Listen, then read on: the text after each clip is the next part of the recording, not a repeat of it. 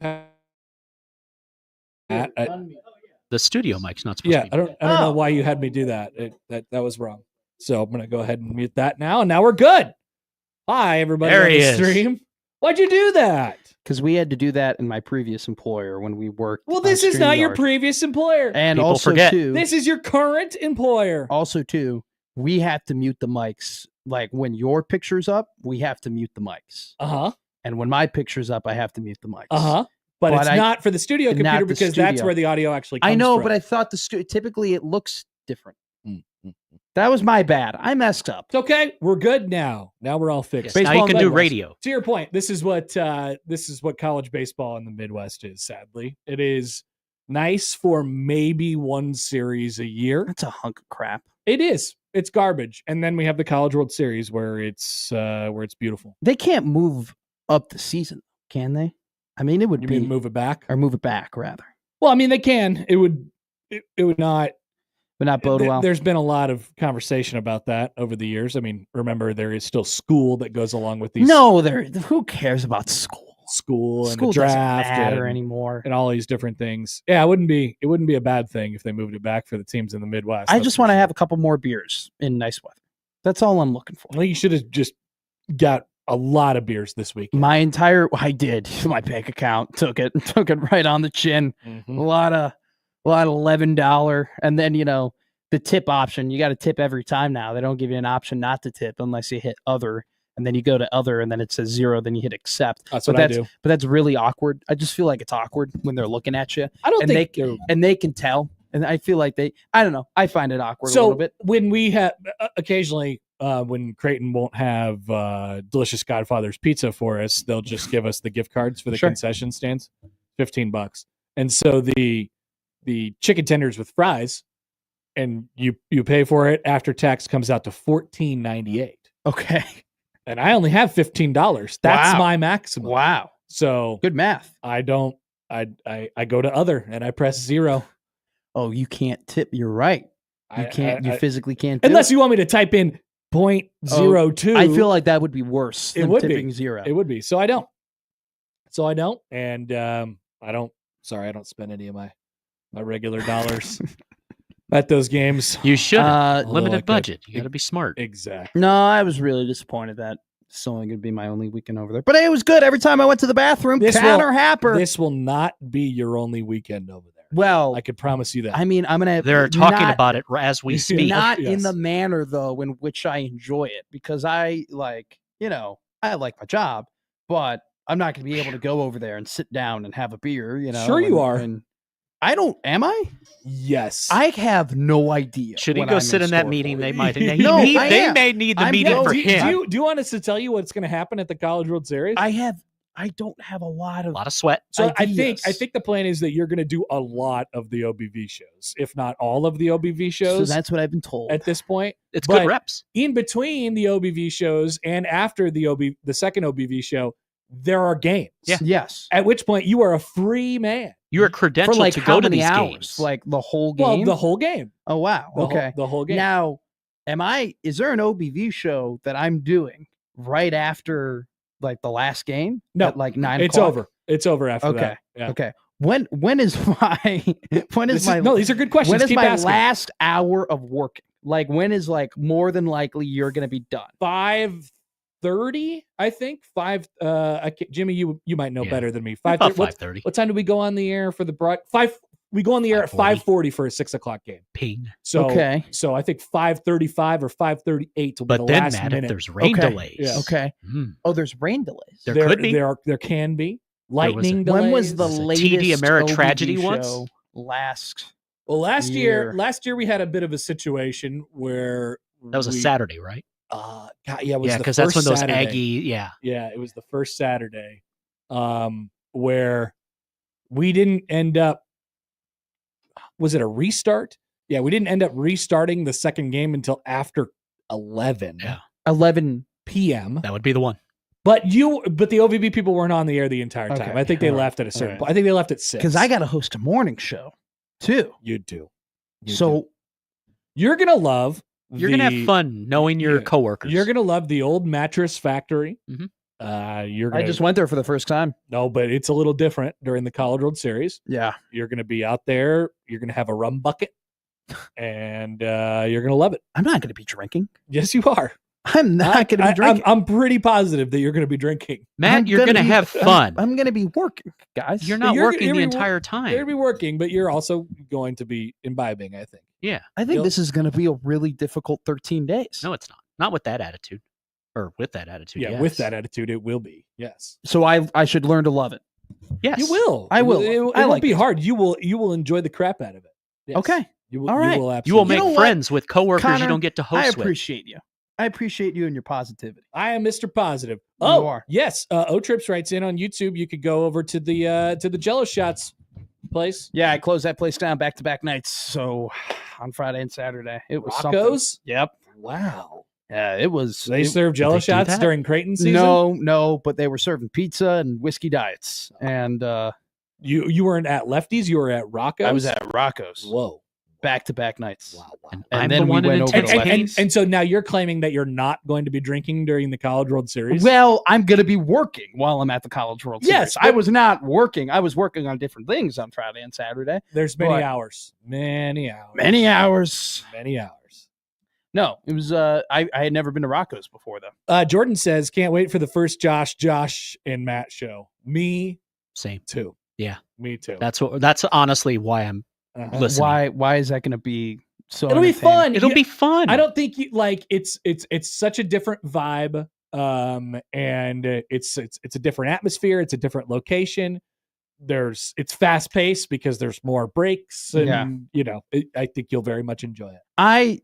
So you're going to be announcing the games? Yeah. Okay. I'm not going to do a show with you. I won't be doing any OBV shows. I don't think this year. Gotcha. Oh, shout out you. I wanted to All do a right, show Connor. with you. I would have enjoyed 3 hours of you badgering me and making fun of me and my ridiculousness. Or sometimes, here's another thing you probably need to know about. Sometimes when you're doing the in-between game show, yeah. sometimes that show only lasts 30 minutes. Really? Yeah. Wow. Yeah. Okay. I think the College World Series is like a box of chocolates. You is what it never sounds know what you're going to get. Sometimes Besides diabetes. Sometimes you might get sick, and then you just gotta power through. Yeah, it. I heard about that. It happens. That's tough. Well, if you know the right people, you can get healthy very quickly. I don't know the right people. Oh, you'll get to know the right people. The only right people I know is Walmart. You'll get to know the right people. Don't worry. I just do all the Latin tricks with like the V-Vaporoo, with the Vicks Vapo Rub, Okay. and the ginger ale, and Yeah. Gatorade, Yeah. and Campbell's chunky chicken nugget soup. Sometimes somebody loses their voice completely. Really? That happened a couple years ago. Are we gonna have a Toyota call to the pen probably, where I'm like, Matt, do you would there ever be like a DEF CON situation where it's like you got to call a baseball game? Like call the actual game? Yeah. No. Okay, I good. don't Thank think. God. But It's been potentially step in for a moment. Maybe. okay. Maybe. He All right. really should go to that meeting. Yeah. Yeah. If Josh is listening, can you fill Matt in and give him like a Cliff Notes version? I do plan on going to the meeting in a little bit when we're done. Yeah, with you gotta pop in there. You got questions. Jordan writes in, College World Series, the best week and a half Omaha sports radio of the year. We're talking about nonsense. I mean, we already have stuff. So if you ever thought, Matt, I don't think that we should talk about this because I don't think our listeners are very interested Sure. in this topic. Don't forget about it. Write it down and save it for the OBV shows. Oh, Yes. really? Yeah. Okay. That's what I've Are we going to get to that Caitlin Clark thing? or then? July. We got to talk all baseball the entirety. You can't College talk about World anything Series- but baseball. College World Series would be the time in which you would get to that Caitlin Clark thing. Okay, that's a good way of putting it. Yeah. That's a very good marker. Listen, or a very good guy. One of the things I have written down already, and I can't remember if this is from a morning crossover or an afternoon crossover, but it's scheduled in my calendar for 9:00 in the morning on Tuesday, June 17th. It says, do a dramatic scene reenactment of Tommy Boy at the College World Series. Really? That's what it says. That's awesome. I don't know where we got that idea, but I love it. What dramatic scene reenactment would be I don't done from know. that movie? I'm not sure. Would you just pool Wouldn't we scene. just get a small coat? The pool scene, yeah. I'm not sure. I'm not sure what would Okay. happen. All right, I'll start doing that. I'll start planning for things. So we don't want to talk about Jordan Hudson being in second place in the Miss Maine show. It's whatever you'd like. It really is like a box of chocolates. You never know what you're going to get, but you can make it whatever you want it to be. Love chocolate. You can make it whatever you want to be. Love chocolate. Charles says, Tommy Boy scene reenactment, McMaster is the deer. In the back of the car. That would take you getting run over by a car, though. I'd be great in that role. It'd probably be, out of all the roles that I've done in my life, I feel like that would be the one that I'm most suited for. Yeah. The Jordan Hudson story might be actually kind of perfect for the OBV show. That's what Jordan says. I tend to agree. Smoke show loses in Maine pageant. So, yes, I barely saw this headline over the weekend. She got second? She got second. Was she the favorite? It had to be, right? I don't know. Look at her. I don't know what's going on in Maine.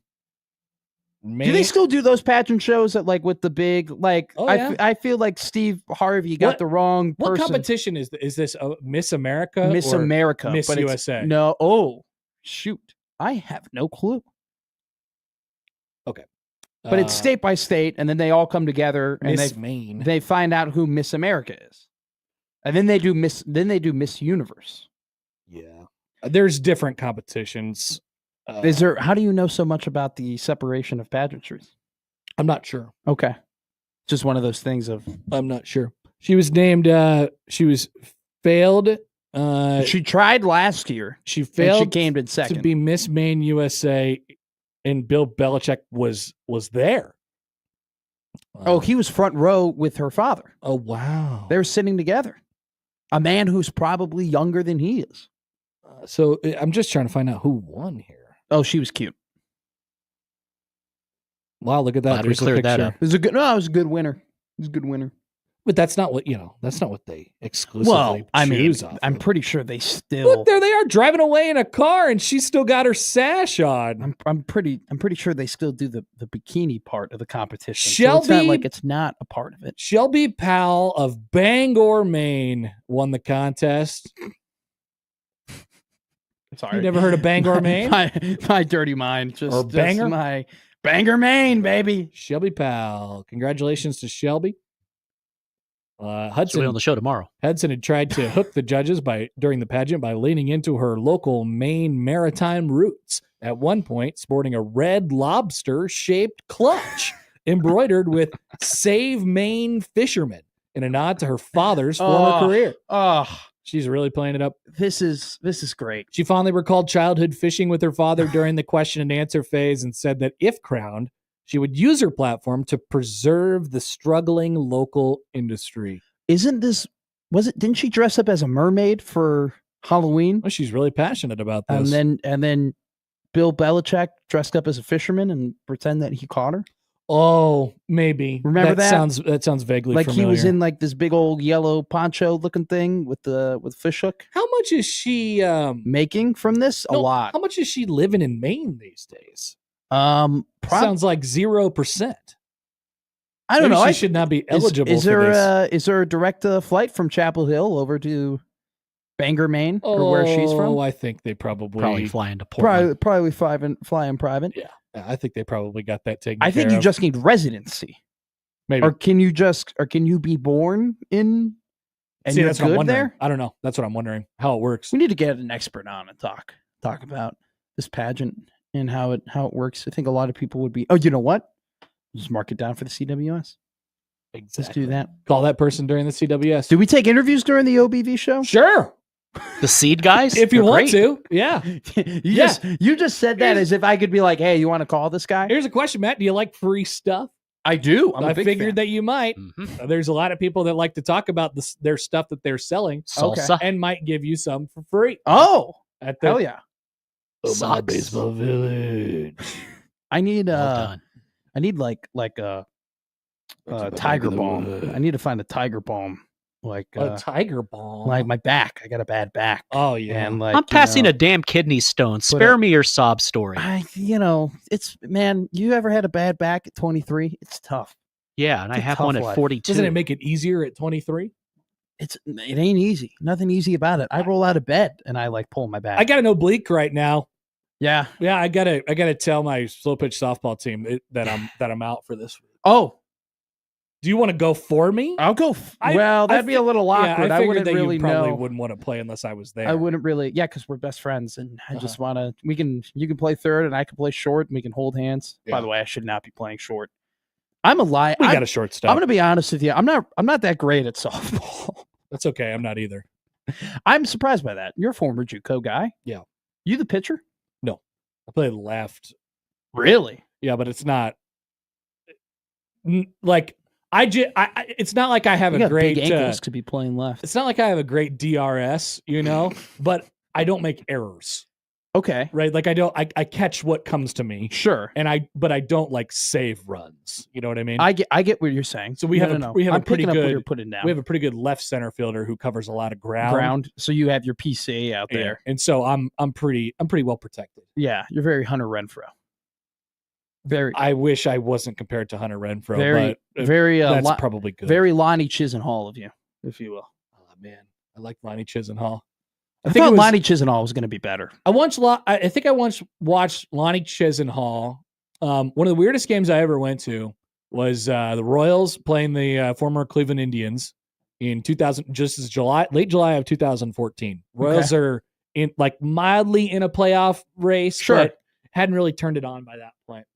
And I had won an opportunity to throw the first pitch out at the game. Wow! I entered my name into something. I won. I threw out the first pitch. You threw out the first pitch at a Royals game. Yeah. That's awesome. And I would lead off with that when I introduce myself. I talked to James Shields. It was awesome. James Shields is one of my favorite Royals of all time.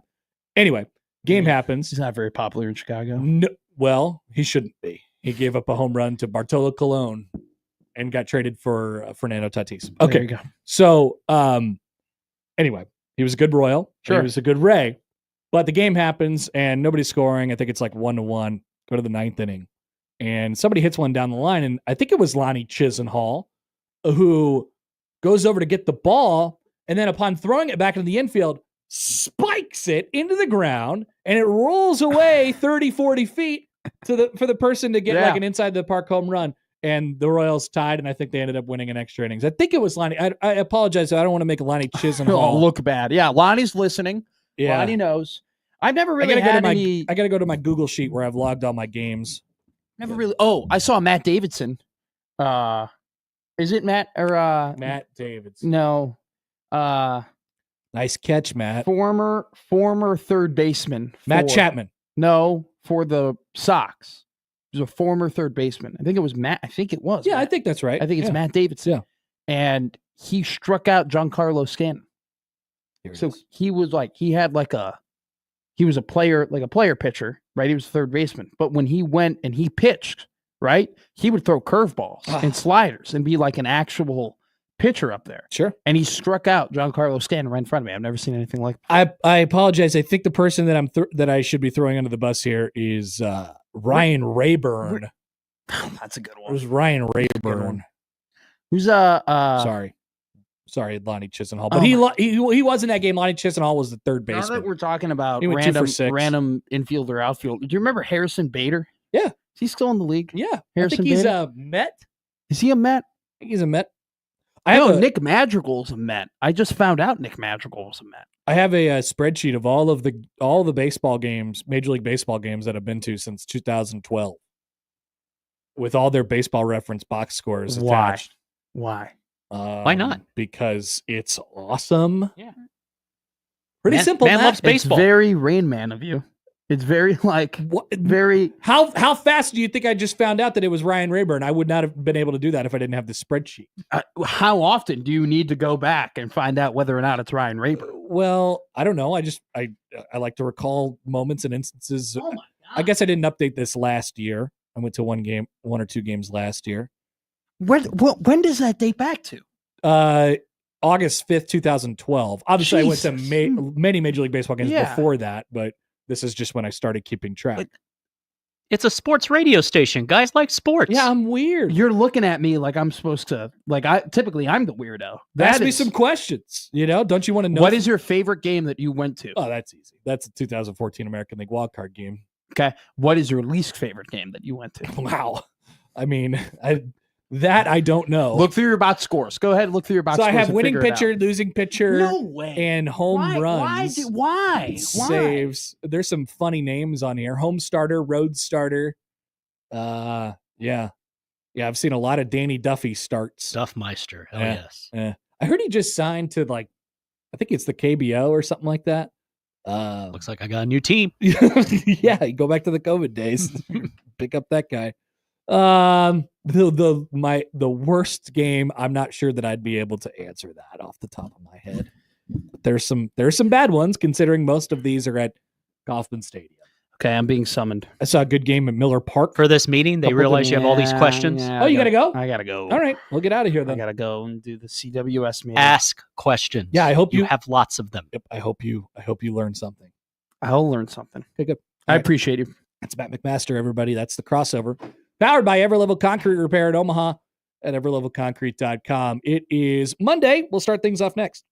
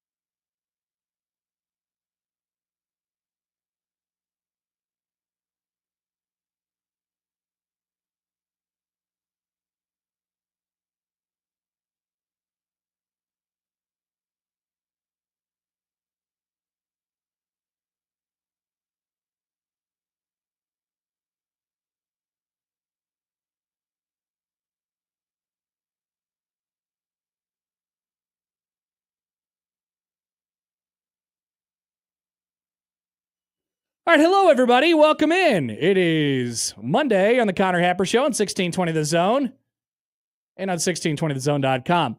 Connor Happer and Jimmy Chavez at the moment. Josh Oddson will be here, we're hoping within the next half hour or so. There's a big planning meeting going on right now that Josh is too important to not be in. And so he'll be with us and shortly. that Matt desperately needed to. And that Matt got called into. I don't know why I don't get to go to these meetings. I mean, why don't we just cancel the first hour of the show and we all walk into the meeting and then they ask, "Hey, what's going on the air right now?" I was like, "We got Dead Air presented by meanwhile the Hearing Clinic." And then there's like a buzzer going off in the background. So that will be why Jimmy is here. Happy to sit in with you, Connor. We're happy he's here for the next 20 minutes, half hour, whatever it ends up being. Welcome to the show. Here on a Monday, we have a big weekend to recap. Much of it spent by me out at the ballpark. And yes, speaking of being at the ballpark, we do have some noises that we're going to be playing during the show today, and we'll get those when Josh comes back. Today on the show, Mike Schaefer will join coming up at 11:30, about an hour here. Sam McKewon back on his regular spot here on a Monday, and that is at 1 o'clock.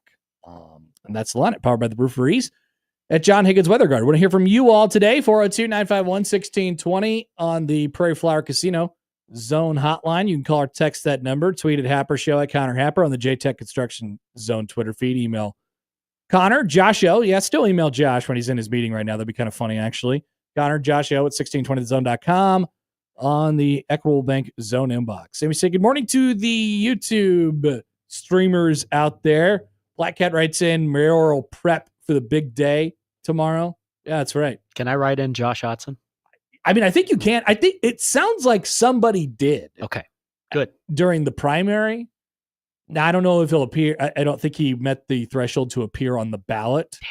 But I don't know how a mayoral ballot looks. Maybe you could still throw Josh into that conversation.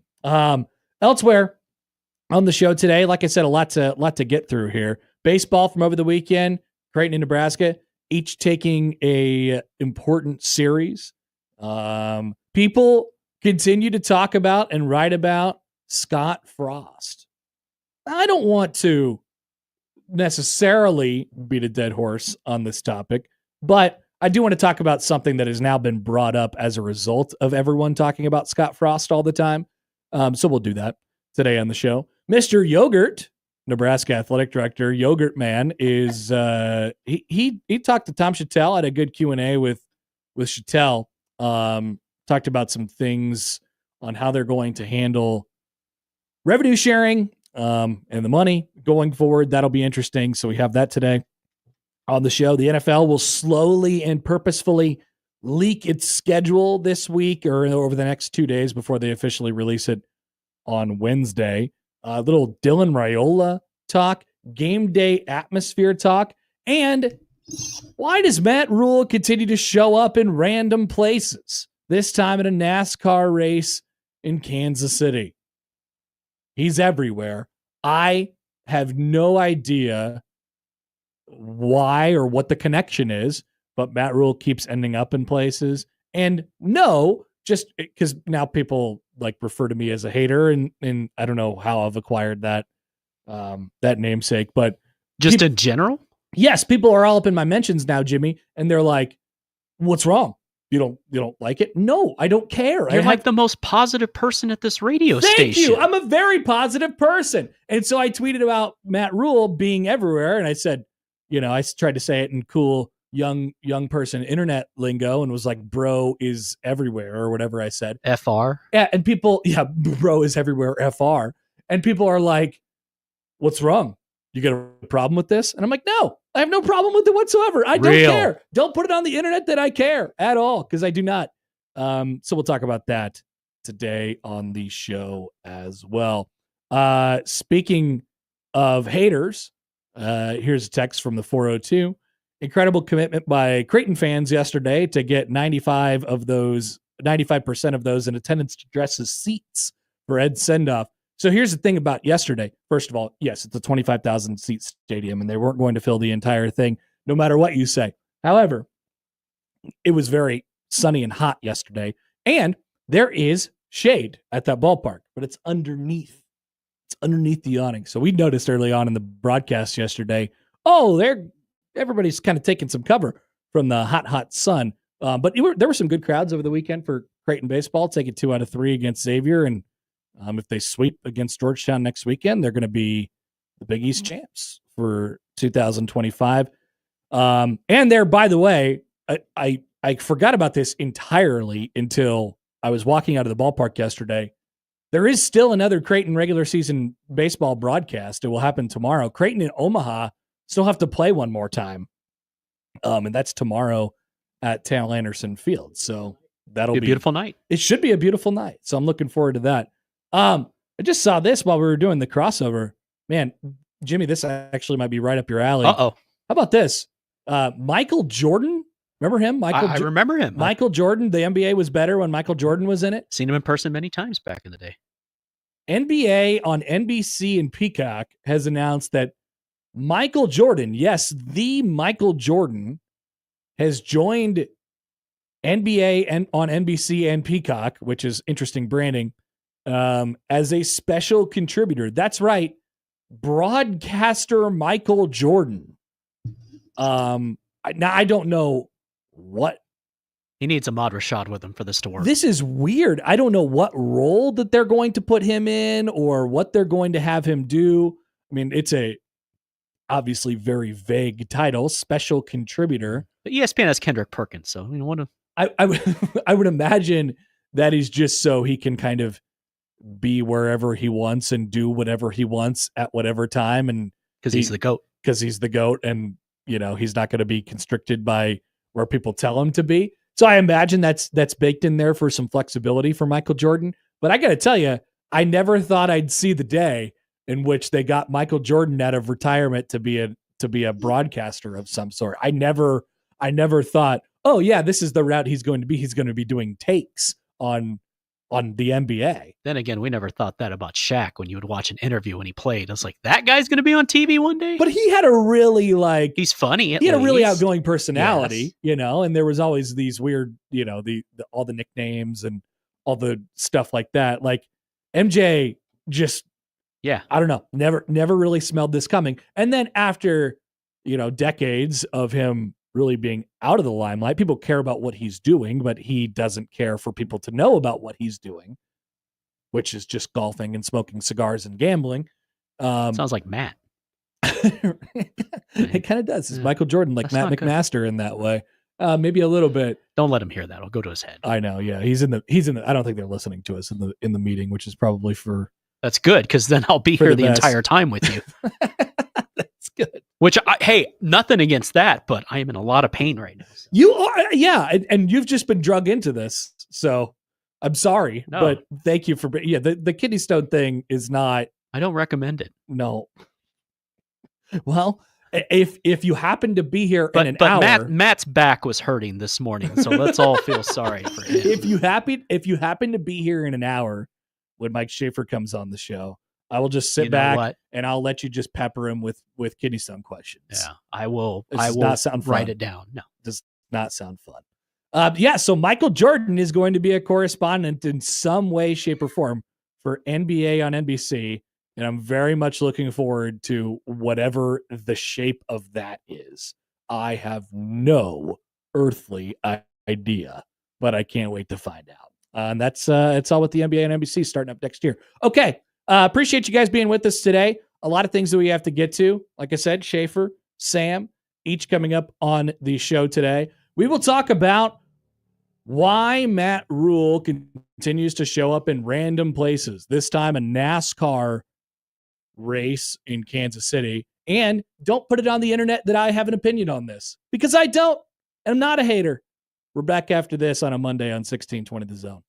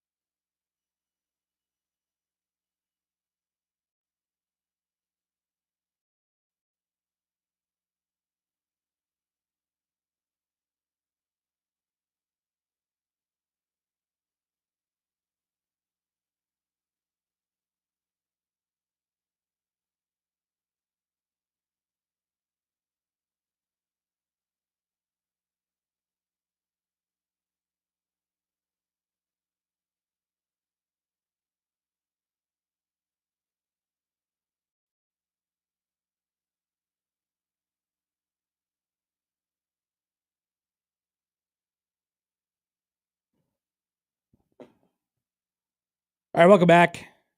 Connor Happer and Jimmy Chavez back with you for the moment. Josh will be in momentarily.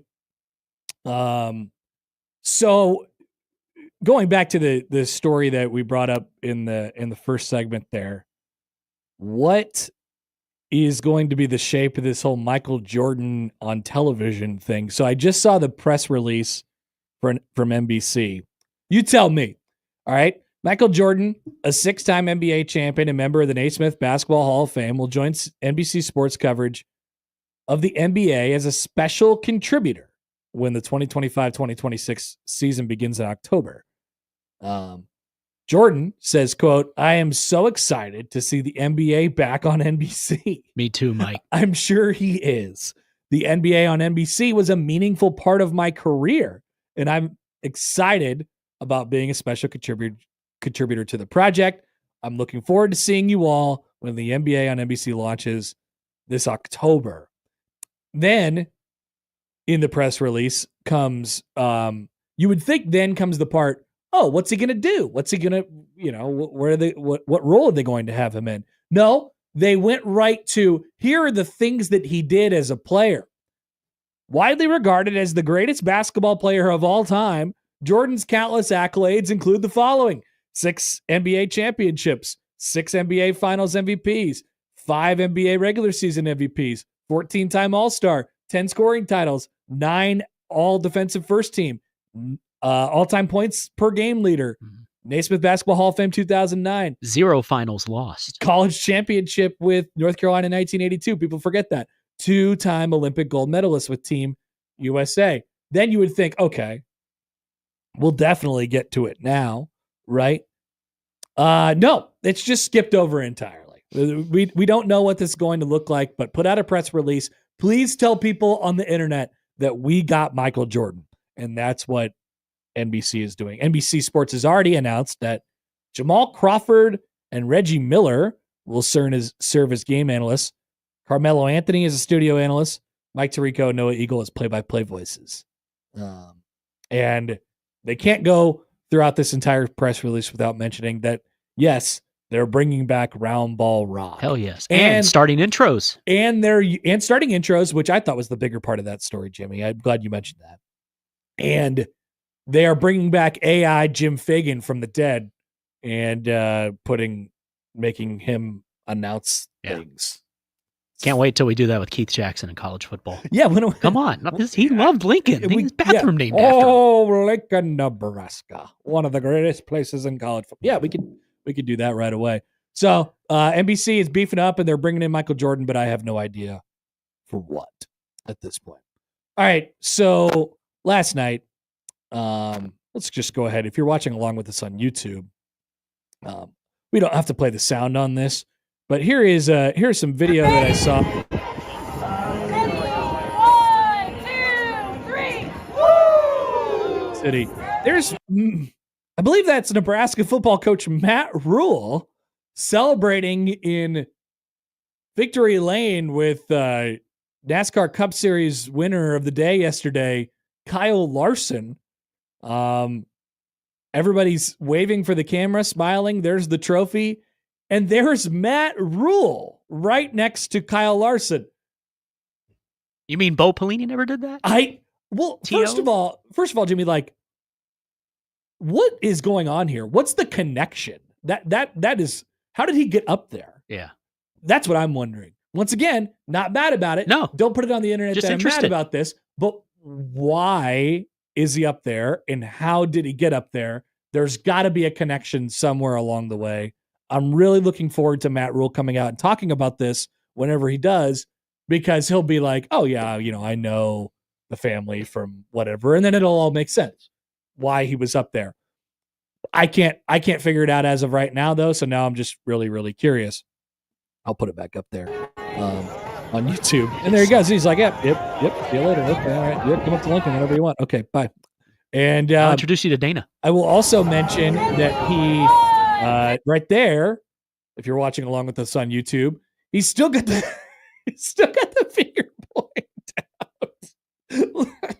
He's not pointing at anybody, but yes. He's still got the finger point out. Usually that's reserved for, pointing at the person to your right or left or whatever it is. But indeed, still got the finger point out. I think it's just natural when he's posing for a picture. It just starts happening. People do that at weddings in Nebraska now. They do. I figured. People do it in pictures all the time. Black Cat writes in, blue shirt again. Charles writes in, blue shirt controversy. That's right. Going back to Monday Night Raw. So what a week it's been for Matt Rhule. Kentucky Derby. Big hat. Takes some pictures, puts it on his Instagram story. And then he shows up at Monday Night Raw on Monday, and he's wearing a blue shirt.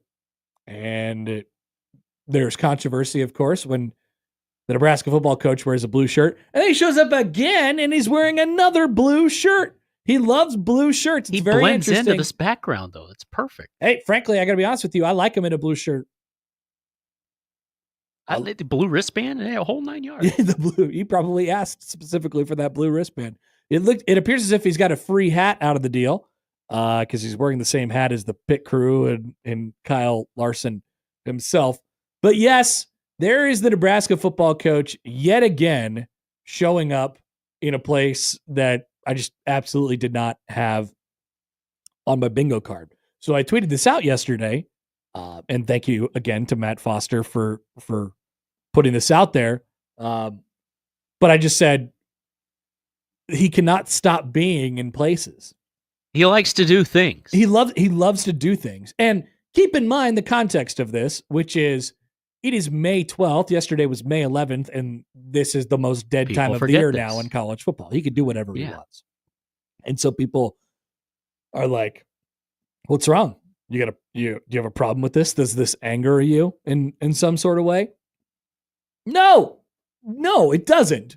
And he's just taking a moment to, get out and do, like, let me tell you this.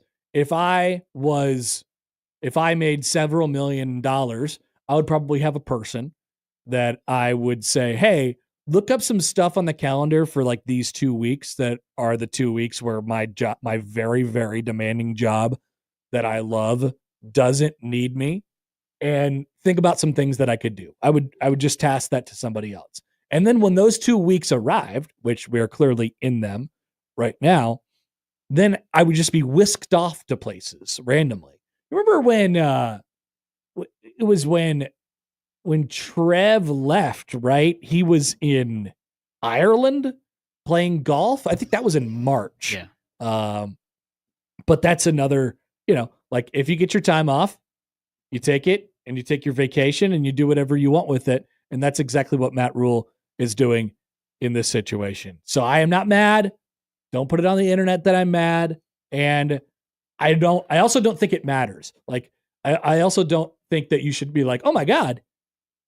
They're 5-7 now. Yeah, like, oh my God, Matt Rhule. Well, no, people are doing the opposite too. He's like, wow, Matt Rhule's really out there and he's really doing things. And he's 11-1. He gets to be a face for Nebraska football. Like, yes, I think he has a great amount of pride in all that stuff. But does it actually matter that he's showing up to these things? No.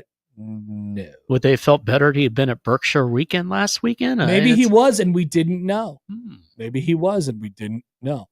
So Kenny writes in on the Equitable Bank inbox, sends in an email. Here's a possible, like a possible connection. Kenny writes in, he says, Matt Rhule lived in Charlotte for 3 to 4 years. Yes, people forget he was coaching the Carolina Panthers poorly. And their fans don't forget. Charlotte is like the epicenter of NASCAR. Maybe he made some connections there. Okay, that's the best lead we have so far on why Matt Rhule was in the situation that he was in on Sunday at the NASCAR race. Charles writes in, will Coach Rhule visit the Omaha Baseball Village? Is that what the Josh meeting was about? Matt Rhule visit the new mayor at the Omaha Baseball Village. Maybe. Yeah, because Matt McMaster will be working all the shows. Matt and Matt. He'll be doing a lot of takes. Hey, Coach Rhule, stop on by. I don't think so. I got a rum bucket in my hands right now. I'm good. I was surprised that we didn't see him at the College World Series last year, but that's actually kind of a busy time. They're doing camps and Oh, then people would flip out. Exactly. You should be back in Lincoln working hard. Quit helping LSU win the shot contest. But Matt Rhule continues to show up in random places, and we have to make a list. We have to continue to track all these things. So once again, 7 days, Kentucky Derby, Monday Night Raw, NASCAR race, but like more specifically, in Victory Lane, celebrating with the winner of the NASCAR race. That's the part that gets me. Not just at the NASCAR race, but in Victory Lane, celebrating shoulder to shoulder with the winner of the NASCAR race. That's what I don't understand. That's why there has to be a connection. That's the funniest part by far. Why did he just show up here randomly? I wonder if, like, maybe we'll call Foster and ask, like, did you ask him why he was there? Or what it is May. It's time for sweeps. We need a 3-minute story on why he's there. We could do a whole vignette on this thing. So there you go. Once again, I do not care, and don't put it on the internet that I do care about this. So also over the weekend, we had baseball, softball. Congratulations to the Mavs softball squad, who's yet again going to the NCAA tournament, and Nebraska softball, who lost in the Big Ten semifinal to UCLA. They are calling Baton Rouge. I have no idea how good LSU softball is or how difficult of an environment LSU softball is to play in, but I do know they're the number 10 national seed. I also know that I would probably not want to run into Jordy Ball if I was a number 1 seed and hosting my own regional. That's just to, like Randy Johnson in his prime. Yeah, that's just to take it or leave it there. Mm-hmm. I just probably, if I was a host of a regional spot, and I just wouldn't want to probably face her, one of the best pitchers in the country, if not the best pitcher in the country. They'll have to play UConn first. UConn got done clobbering Creighton in the Big East final this weekend, where it was 0-0 for a short period of time, and then it was immediately 12-0. Been to many Royals games over the years that were very much like that. They kind of do. I wasn't even in the stadium yet. And you're like, whoa, what happened? I thought the game started at 7. That's 7:15. It kind of did. Kind of did feel like that. Thanks, Ryan. But another appearance in the finals in a Big East, or a 30+ win season for Krista Wood over there at Creighton. So that's a pretty good setup for them. But we are headed into postseason baseball and softball around here. Can you believe it? I filled up a pool for a child in my backyard, and then plopped her inside of it over the weekend. That was crazy. I had never done that before. You didn't get in with her? I didn't. I might have dipped my toe in the water. Just test temperature. Yeah. Make sure it's, And she had to get used to it a little bit as well. She wasn't a fan at first, and then all of a sudden she kind of started to splash around. Like, Dad, it was just in the 40s. What is this? Yeah, I know. It's very odd. But she was born in hot weather, so I assume, she'll, I don't know, that's how it works, right? I She'll think so, enjoy the yeah, outdoors. Yeah. Okay. Eric writes in on YouTube, Connor cares. Give him a blue ribbon for his hat. Thank you. Connor does care, but don't put it on the internet that I care. Connor cares about people having a good time on the weekend. That's exactly what I want to do. And we're going to have a good time for the next several weekends as we head into the summer. One more comment here from Andy. How is Happer's family's first Mother's Day? Great question, Andy. I wasn't there for the majority of it. Classic Connor. Was that a setup? It's yes, it seemed like it was. I know that there's a narrative going on about my presence as a father at the moment, but I left at like 9:30 in the morning, and I didn't come back until like 4. So you were providing for your family. It's not like you were out fishing or something. Thank you. I made a steak upon my return, multiple steaks for multiple people, and enjoyed. And then shortly upon arriving home, my daughter, she probably goes to bed at like 6:30. Kind of like me. Okay. Exactly. She's on the Jimmy Chavez schedule, stuff like that. So, it wasn't. I wasn't. But we celebrated. Andy, thank you for asking. On Saturday, we went out to lunch. It was fantastic. Black Cat writes in, shocker. Yeah, I know. I'm never going to get past the allegations of me not being there. I got to be honest with you. It's not happening. I didn't know it was a thing. So it's Yeah, there are allegations. I'm sad for you. There are allegations. All right, we will be back. 11 o'clock hour is coming up. We will patiently await Josh Oddson's return to the Connor Happer Show. Until then, Jimmy Chavez is with me. Wanted to talk about from over the weekend. Schaefer will join us at the bottom of the hour. Come on back. The Connor Happer Show on 1620 The Zone.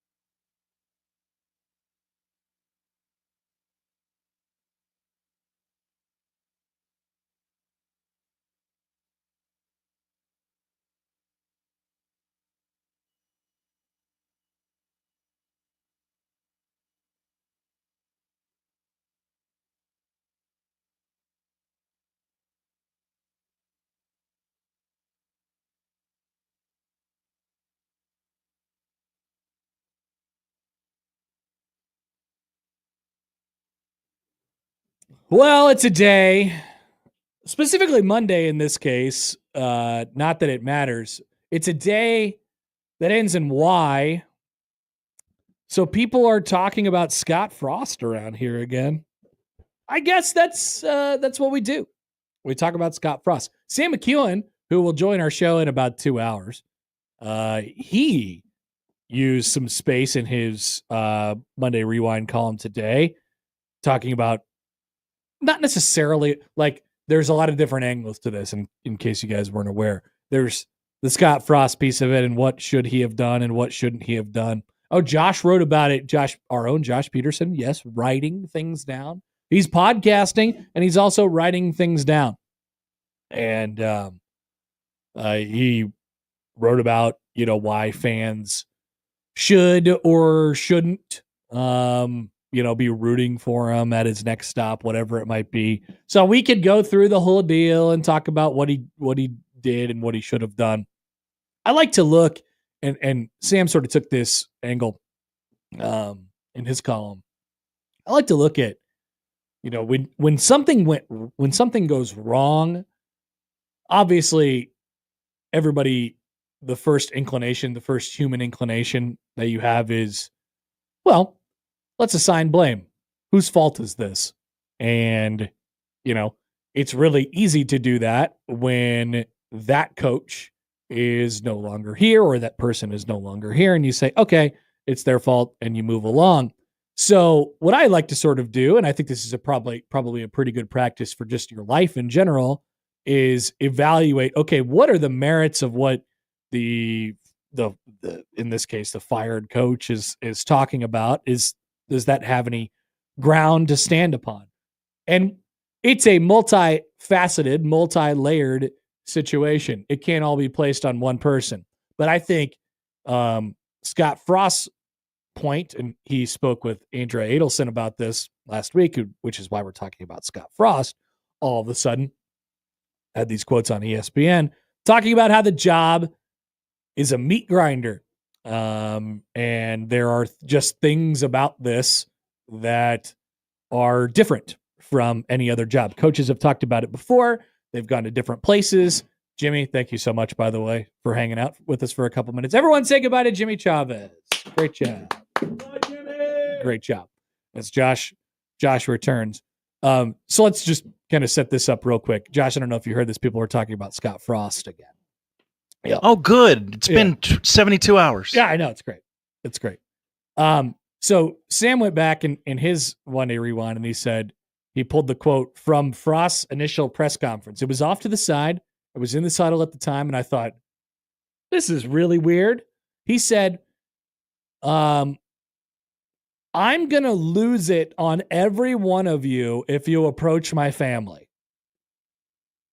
I'm going to lose it on every one of you if you approach my family. Frost said of a family that did not attend his press conference. It's already happened. I'm telling you right now, my parents, my wife, my child, at that time he had one child, brand new, are off limits. I won't answer another question. Point blank period, if that happens. And he said that, and I thought, whoa, that's a pretty hard line in the sand. It's kind of odd.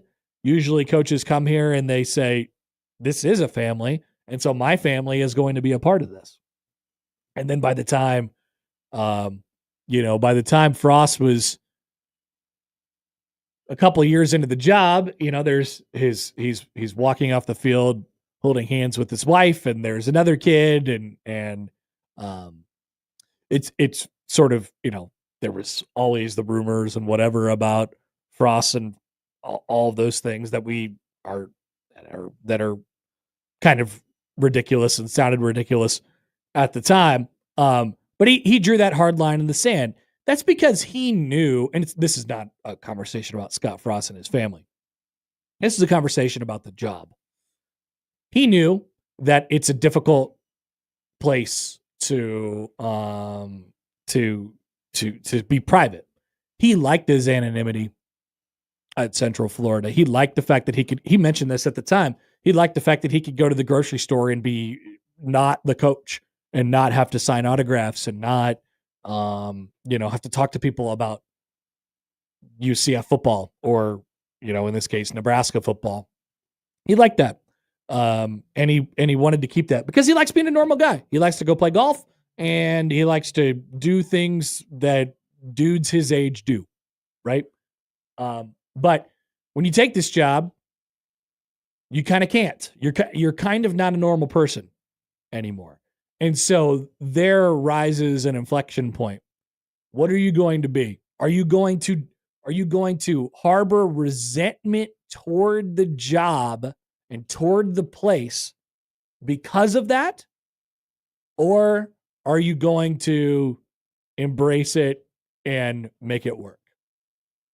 And I'm not saying that, obviously what Frost did, which was quite obviously resentment toward the job and resentment toward the place for having that, for being in that situation, that was obviously not the right tact. But I don't know that, we have seen the right one. And I'm willing to level with them that it is difficult. So the question that I want to ask you all today is this job, because of its media attention, and because that there's never a day off, and hell, we just got done talking for 5 minutes about Matt Rhule and how he showed up at a NASCAR race. Is Nebraska's absurdly and weirdly large and attentive media contingent, and keep in mind, the media contingent is only as big and as large as it is because of the per capita amount of people that care in this state. It's like almost 100% about Nebraska football. And I'm talking about not just they love Nebraska football. There's a lot of people and a lot more percentage than a lot of other places that care about the day-to-day, the minutia, the small stuff. What is, coach's family situation? What is, why is this happening? What's going on behind the scenes? What do the coaches think of these individual players, and what do they like and what do they not like? People love talking about that stuff. And we like drama too. And we like the behind the scenes kind of whatever and how it works. And so the media is, it covers that part of it because people care about it. And that's why the media contingent is as big as big as it is. Sorry. But is it a problem as you see it?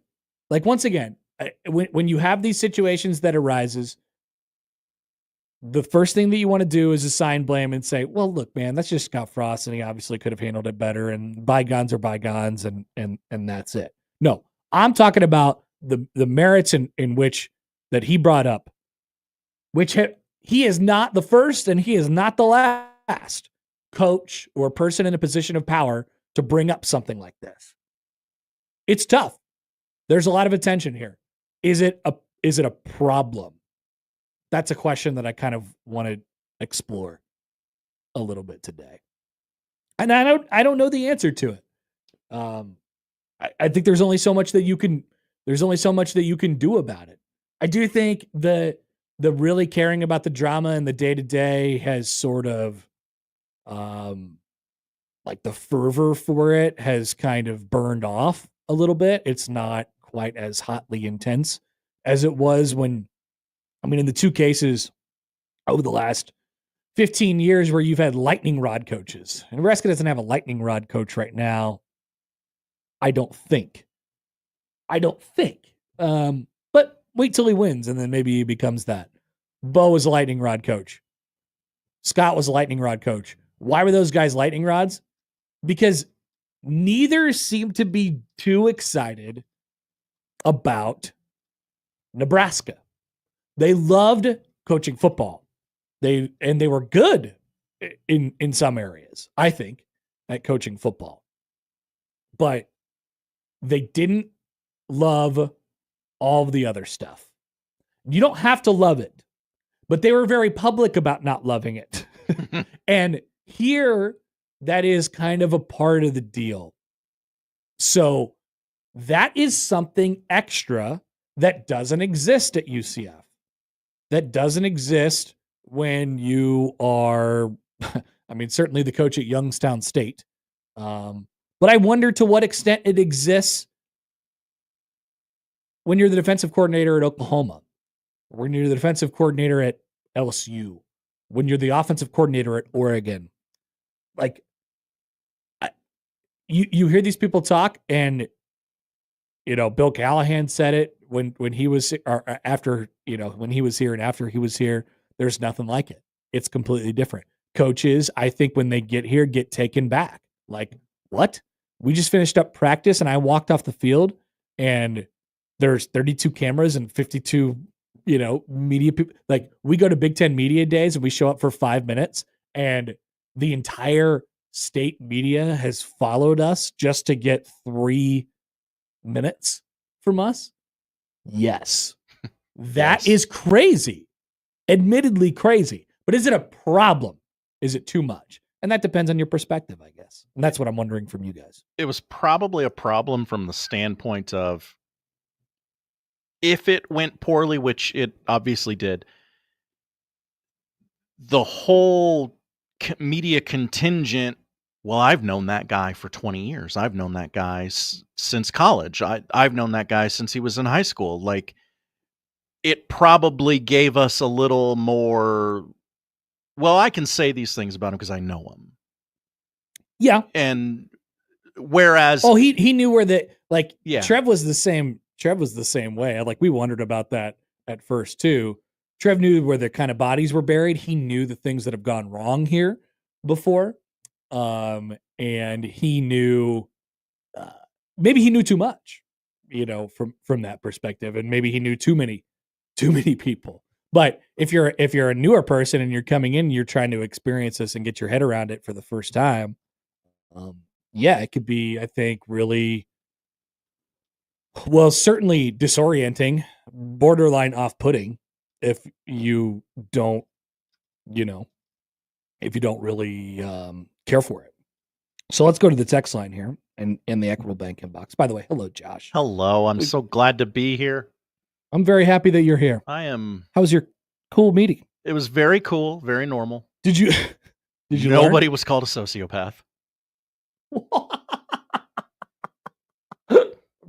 It sounds like maybe that somebody was called. Oh, okay. All right. Well, Joey doesn't like ice cream, so he's a sociopath. That doesn't make him a sociopath. I mean, kind of it kind of fit the way he was talking about ice cream. Wow. He doesn't like it because it's too cold.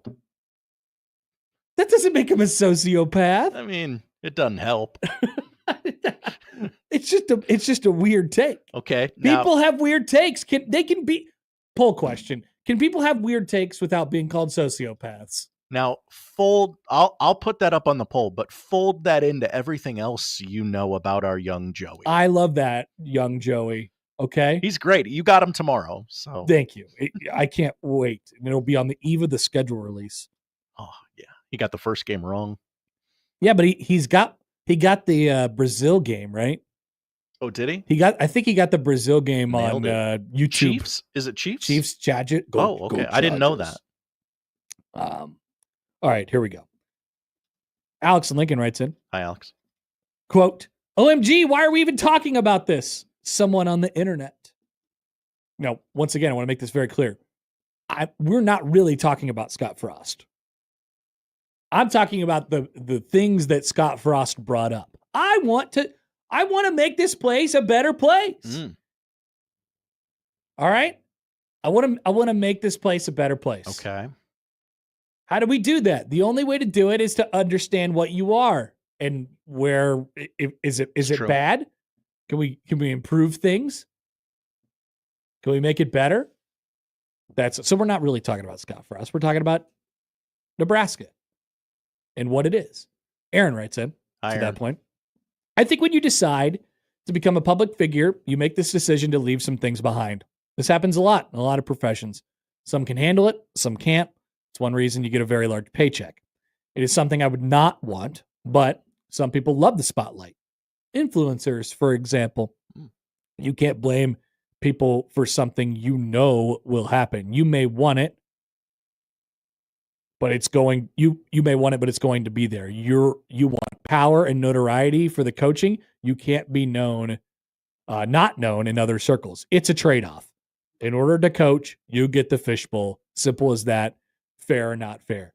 I do think, though, there is something, just listening to people talk about this over the years who have been other places and coaches who have come and gone and things like that. Coaches know that in order to have one of the top jobs, whether it be a running back coach or a linebacker coach or an offensive coordinator or a defensive coordinator, all the way up to a head coach, like they categorize, they get it down to, yeah, there are Fishbowls, and then there's this. Like I think what they're saying is there is not a place there is no place like Nebraska. I think when I hear them talk about this, that's kind of what it seems like. And once again, this is coaches that have been in a lot of different places, including other places that you would say, oh my God, football is everything there. Football is really, really important.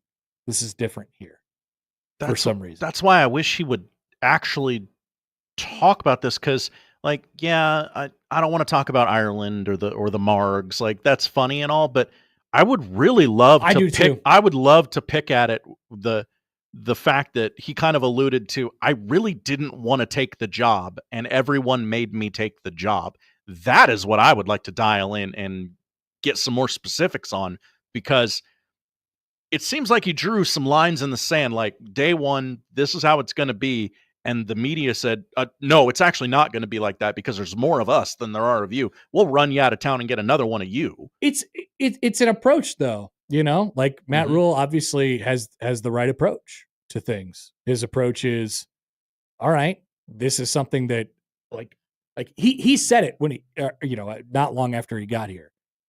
I understand that that's part of the deal. I have to do this. I have to be Matt Rhule all the time. And therefore I'm going to love it. Mm-hmm. And I think it's also some of the way you're wired too.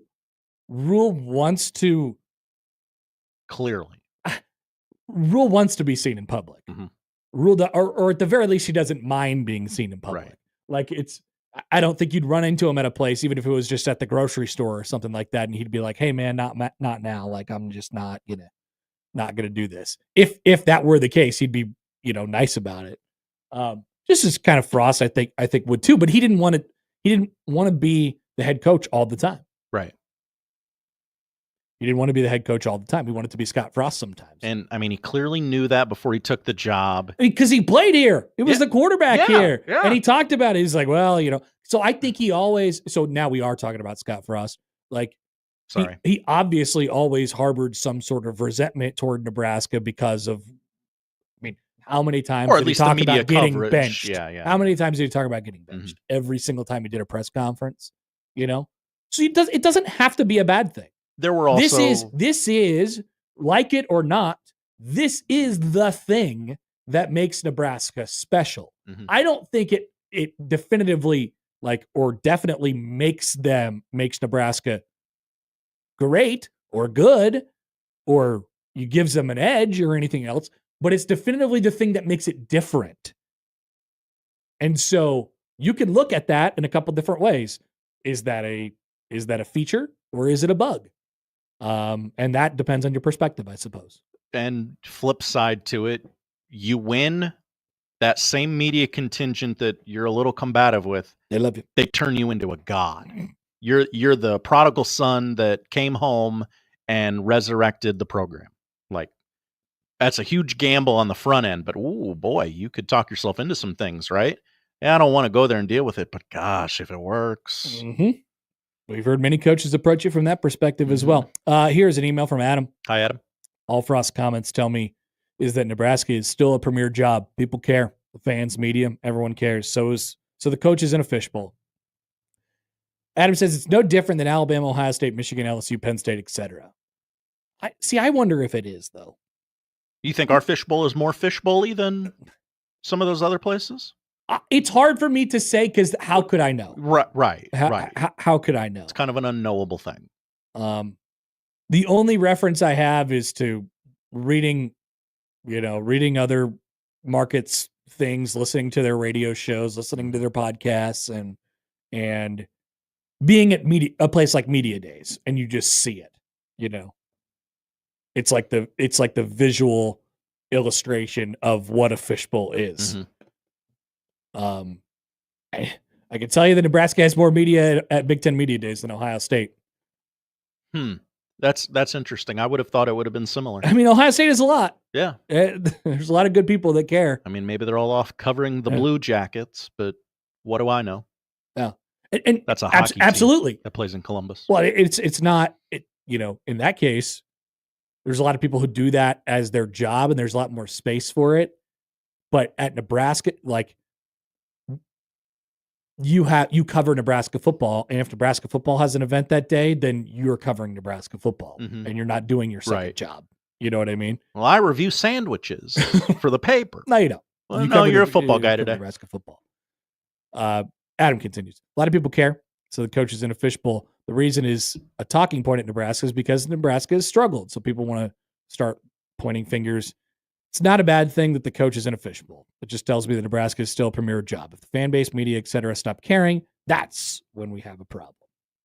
I also received a text that says, a couple things.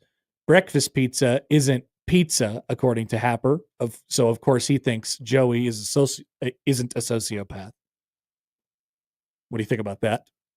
I feel like those two takes can be separate.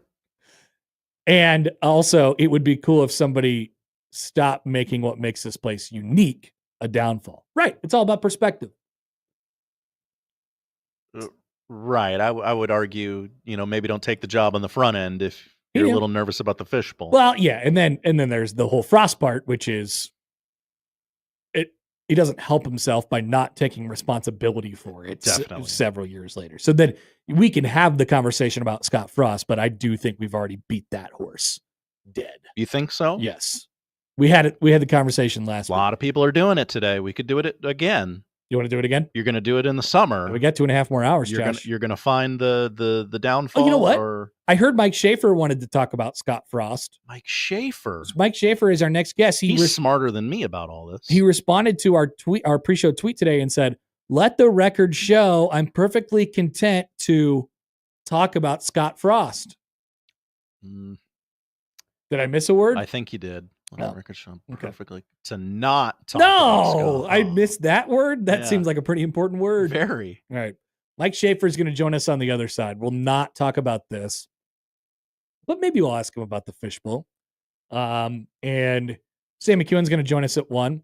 Also, now that Josh is here, we can dive into some very noteworthy audio from over the weekend. Big weekend. We'll do that at the top of the noon hour. Back after this on 1620 The Zone.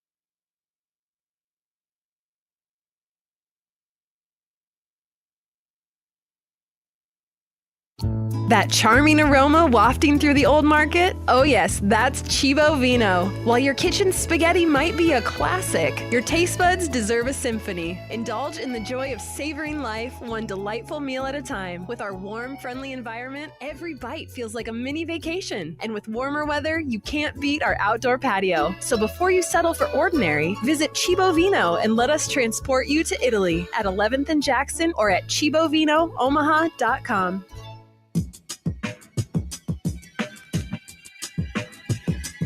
Well, I'm sure Schaefer will give us a ring. He's scared that we're going to ask him about Scott Frost. We're not going to ask him about Scott Frost. We're going to ask him about the things that Scott Frost was talking about. Mm-hmm. There's a very clear distinction There between is. the two. There is. There is. Dark Husker Hi, Dark Husker. writes in on Twitter at Happer Show. So anything being discussed today? And then it's a GIF of Chris Farley, who's the bus driver, and Billy Madison, and probably saying some inflammatory things about Veronica Vaughn in that clip. We're going to talk about some things. We're talking about some things today. Not things that you think that we're going to talk about, though. Dark Husker. All right. Looks like we got it. Mike Schaefer of Husker 247. Go ahead and pipe him up there. Schaefer, hello. How we doing? I'm good. How are you today, Connor? I'm good. How was your weekend? Good. Was the way that I said Connor strange? The fact I said Connor instead of Happer, like it seemed like it caught you off guard. Yeah. You just said it. You just said it in a really weird way. Is everything going okay? Yeah. All right. I'm good. I apologize for saying it in a weird way. Oh, it's okay. It's okay. The Mother's Day and everything went fine. Yeah, it was another success. Didn't probably do enough to differentiate yesterday from other days in which we just heavily rely on Shelby to survive over here in South Lincoln. But it was good. Hudson's first splash pad appearance this Sunday. I didn't grow up in an era of splash pad, so didn't really know what I was in for. But he loved it. So we try and get the splash pad thing going. Splash pad. It looks like a. Yeah, it's harder to say. I was struggling with it too. Yeah. Apparently. So you have to plug it in to a hose, and then it just sprays water throughout the entire time. But the water right now is cold, and so that's what my daughter, I think, was that's what Sophie was most concerned about, the coldness of the water. Yeah, he was shivering in 90-degree weather yesterday. So the water was very, very cold. But he once he figured out what was going on, he had an absolute blast. And then he kept trying to follow my father-in-law, who's moving it around the yard after he had turned it off, and was trying to let it dry out somewhere else. And Hudson was just going to go try to play on the splash pad that didn't have any water going. So I think he's hooked. Okay, good. So he was very interested in the splash pad, which is now something I could say.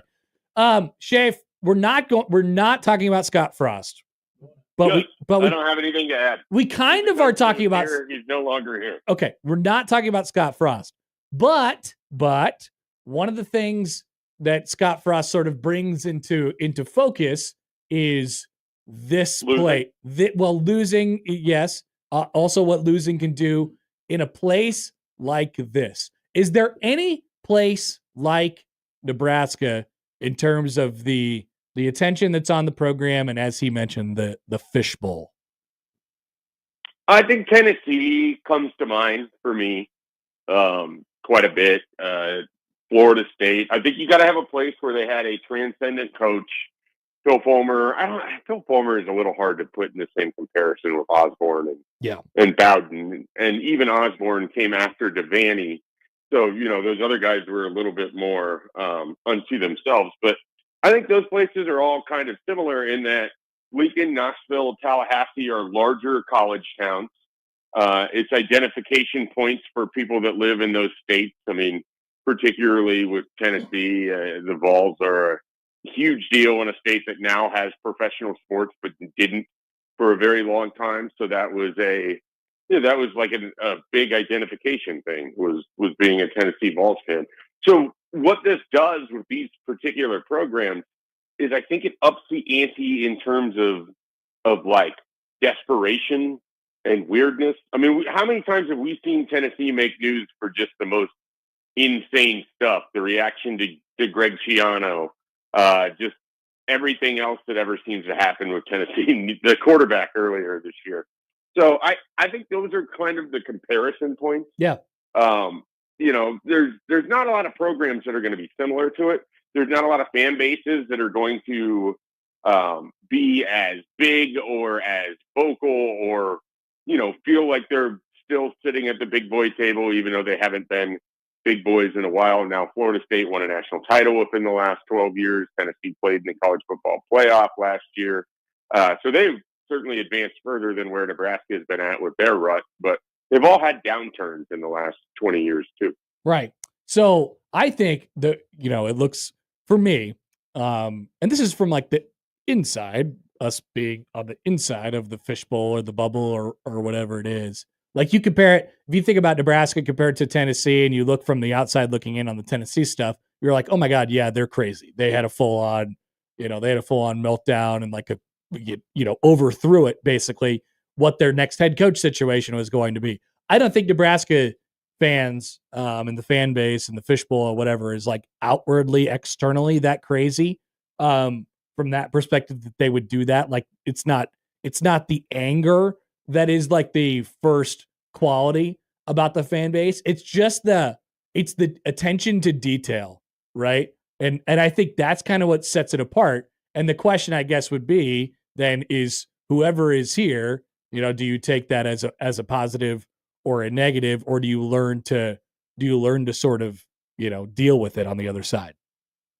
Yeah, it's fascinating because you've had multiple coaches that had spent time here and should have been well aware what they were getting into and still couldn't quite handle or grasp the concept of what it's like to be the focal point that being the head coach is. And I mean, that's what makes, and I know we're not supposed to be talking about them, but here we are anyway. Yep, it eventually gets to it. That's what makes the whole Scott Frost thing what it is that no one would have been better prepared for what life is like when it doesn't go well than a guy who is the quarterback, immediately after some of the most successful teams in Nebraska football history.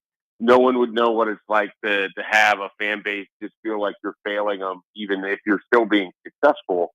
That's why it was so incredible to me how Scott Frost has either divorced his brain from what actually happened from 2018 to 2022, or that he just was seemingly unaware or unprepared for how this was going to go. I don't really believe that it's the second one, but it often comes off that way. Schaefer, okay, moving on from this. Thank you for commenting. Thank you. Not commenting. Yes, because if I would ask one more question, it would have been directly about Scott Frost, and that is not what we're doing. And we couldn't have that anymore. No, we're not doing that on the show. Instead, I would like to, and I'm going to put this up on the YouTube if you're watching along with this. There was a list or a dueling list that a couple of your colleagues at 24/7 Sports had on the Big Ten's top 5 quarterbacks. And they each had Nebraska's Dylan Raiola at number 5. Once again, if you're watching along with this on YouTube, you could see the two lists side by side right now. But they both had Dylan Raiola at number 5 with all of their differences on the list. If going into the season and then postseason, Dylan Raiola, are we talking about two completely different things? Or I guess, how do you think he's viewed right now compared to how we might view him in several months? I think that it'll be similar. I think there's still the same questions about how he's going to perform in this offensive system that has a full year now of Dana Holgorsen or a full off season working through it. I think there's still a very fair question of what the sophomore year looks like after having the entire year of going through the toughest conference in football and seeing what it's like to have different defensive coordinators throw things at you every year. I mean, I've said this, or not every year, but every week. I've said this multiple times. I don't think we've given Dylan enough credit for what he did last year, how rare it is to be a starter for every game for a Power 4 team right now as a true freshman. And so I think because of that, there's a lot of unknown. So that unknown, generally, the way that we build it in our head with college football analysis, you have somebody like this that's a former 5-star or a highly regarded player. He played as a freshman. He started all those games. The assumption is that he's just going to jump off from there. So I think it's pretty natural to assume that he has real breakout potential. So on a list like this, you almost feel like you have to include him. Even if the last year's numbers weren't phenomenal, there's a lot that kind of goes in the direction where it could be a really nice year for him should this, and this happen. At the same time, you can't put him too high because there's still a question as to what is the actual ceiling for this player. So I think 5 is fair. The Big Ten Conference is kind of fascinating this year, quarterback-wise. I mean, Drew Aller is probably your top guy. Yep. You've got, you've got some other intriguing people. You now have Nico joining the mix as well. You have someone like Dante Moore, where you don't really know exactly how he fits, or Bryce Underwood, who's last year's Dylan Raiola. So, and then you have Luke Altmaier, who's just exceedingly competent. But is Luke Altmaier really a top 3, top 4 quarterback in one of the best conferences in football? So you have all kinds of questions. But I think one of the things when putting a list like this is you have to account for the sort of breakout potential that Raiola has. So I almost feel like he has to be on there. No, it's the perfect point. It's the next question I was going to ask you. So Altmaier is a really good person to bring up because we're talking about the difference between ceiling and then like consistency. Like there's no doubt that Dylan Raiola has a higher ceiling than a guy like Luke Altmaier, but Altmaier, they won games last year and he was relatively consistent doing so. Aller has kind of the combination of both, I guess, at this point, on top of being a really highly recruited guy coming out of high school. So he's got that, and he's on maybe the best team in the country going into next season. So that obviously helps as well. Yeah, I don't know. Maybe there's a little Penn State take baked into that fire too. As a guy who continually picked Penn State to do well up until like last year, I missed the boat on that one. Yeah. Penn State is perpetually my Buffalo Bills of college football. I'm just going to continue to, last year, I guess, aside, I'm just going to continue to believe that they're going to jump over Ohio State at some point. So I think back to Raiola, like there's no question about what he could be if he's able to reach his ceiling. I think one of the things that I want to see from him is that floor really come up. And that's something that could be a natural progression from his freshman to his sophomore year. And then you incorporate, Dana Holgorsen and all those things as well. Like, I think that would be the thing for me that I'm sort of looking at for him going into this season. Yeah, I think a lot of it for me is how much of that floor is just tied to having somebody like Emmett Johnson who can break out alongside of him, someone that you can rely on where it's not, okay, it's 3rd and 6. What kind of play is Dylan going to make here?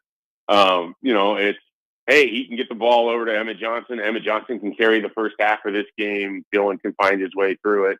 That kind of thing. I think it is a big upcoming year for a variety of reasons with Nebraska football. But a lot of it is you have this guy, Dylan Raiola, that we already sort of know is going to be an NFL draft pick. Like, I think it would be a huge upset at this point if he's not selected in a 7-round draft just based off pedigree alone. And so how do you maximize this? How do you make sure that you don't have 2019 Adrian Martinez situation where it felt like he sort of regressed a little bit or wasn't quite the same player that you thought you were going to get after the start of his career? So I think a lot of that is, do you have the pieces around him that can enhance things? Is the offensive line going to be in position where it's not so much a question mark, but it could be, an actual strength on this team? It's sort of fascinating because so much of the last few years with the offense has been, okay, like, let's see what this looks like with this piece and then this piece. And now Marcus Satterfield's offense. Here it's, you've got a dynamic player. How have you built around them? How has Matt Rhule shaped and put together a roster that you're going to get, you hope 3 guaranteed seasons of Dylan Raiola? Now you've already went through 1. You went 6-6. did you put together a better roster for him to break out in the second year that you have this sort of unique situation? So I think so much of it is tied to that. Like, do you have the pieces around him where not only he is going to be successful, but in the interim when he's not, are there people that can help carry the offense too? Because if you're asking him to do everything for a second straight year, I think it's going to be a pretty mixed bag. Yep, no doubt about it. Mike Schaefer, Husker 247. Schaefer, I'd like to thank you, your Cleveland Guardians, and the Detroit Tigers for, apparently winning enough games over the last couple of weeks. The Royals went on one of their hottest streaks of all time in franchise history, and they gained a grand total of like one game in the American League Central, which everybody likes to make fun of. And now they look at it and they say, hey, wait a minute. The Twins are kind of good. The Royals are hot. The Tigers are good. The Guardians are good. So I know it's very funny. Everybody likes to make fun of the poor old AL Central, but now you have 4 good teams all of a sudden. Yeah, it's picked up right where it was last year, which was a fluke because the White Sox were the worst team in baseball. But no one will talk about the NL West and talk about how the Rockies are propping up anyone's record over there. Thank you. It's just, more fun to dump on the AL Central. But yeah, it looks like it's going to be a competitive summer. I thought the Twins were going to get left behind. This 8-game winning streak from the Twins, I don't know if I really believe in it. I don't know if I really believe in them. But everybody else, I think, is legit. I mean, Cleveland has their issues. Kansas City has theirs. Detroit is playing a little bit over their heads at the moment. But, yeah, it should be a fun, competitive summer in the AL Central. I'm sure it will be spent mostly, though, lamenting from a national perspective about what has happened to the AL East and why there's only 2 good teams now. It won't be talked about that the AL East might be bad or anything, just that there's only 2 good teams. Yep, there's only 2 good teams. And meanwhile, the top team in that division, who, yes, does happen to have like some combination of Babe Ruth and Barry Bonds on their team, they would currently be in 4th place in the American League Central. Very interesting how that works, isn't it?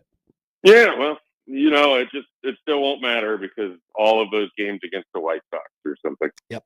Schaefer, thanks. Have a good week. Have a good one. Mike? Enjoyed not talking about Scott Frost. No, we're definitely not talking about it. Thank you. Mike Schaefer of Husker 247. Absolutely not talking about it. He gets it. We're not talking about Scott Frost. We take him right up to the edge. Mm-hmm. We take him right up to the edge of almost talking about Scott Frost. And then we don't talk about Boom. Scott Frost. Change the subject. All right. We'll be back. We will talk about the odd news coming up on 1620 The Zone. The Connor Happer Show. Follow us on Twitter @Happer Show for all the latest news and views. We may even say something interesting once in a while. Unlikely. Really, guys?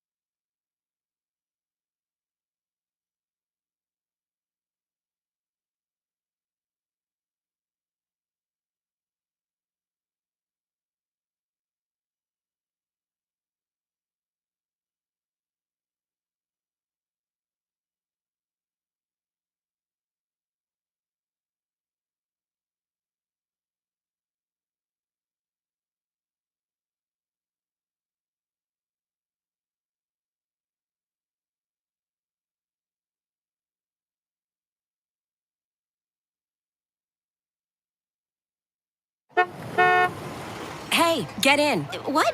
Who are you? I'm future you. Constipation with belly pain still coming back? Yeah. Mia, our doctor figured it out. She said it's irritable bowel syndrome with constipation, or IBS-C, and Linzess could help you get ahead of it.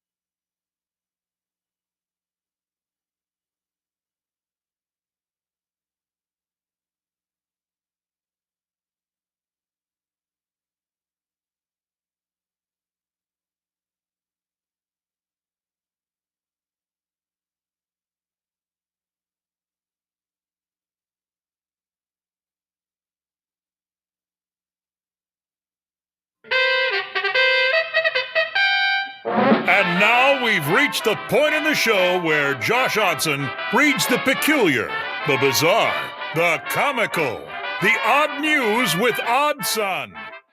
Odd news, Oddson. See what we did there? The odd news with Oddson. Hey, before the odd news, I'd like to tell you guys something. We are sending you to Las Vegas to see Kenny Chesney. Whoa. You know when you go to a baseball game somewhere, you're going to hear Kenny Chesney. He's going to be singing you something. Why not go to the Sphere and watch him yourself Saturday, June 14th? And you can enter to win tickets to the show, paid airfare to Las Vegas, and a stay at the Luxor. All on our website right now, 1620thezone.com. Must be 21 or older to enter. 21. Please be 21. I would not suggest that you go to Vegas if you're like 19.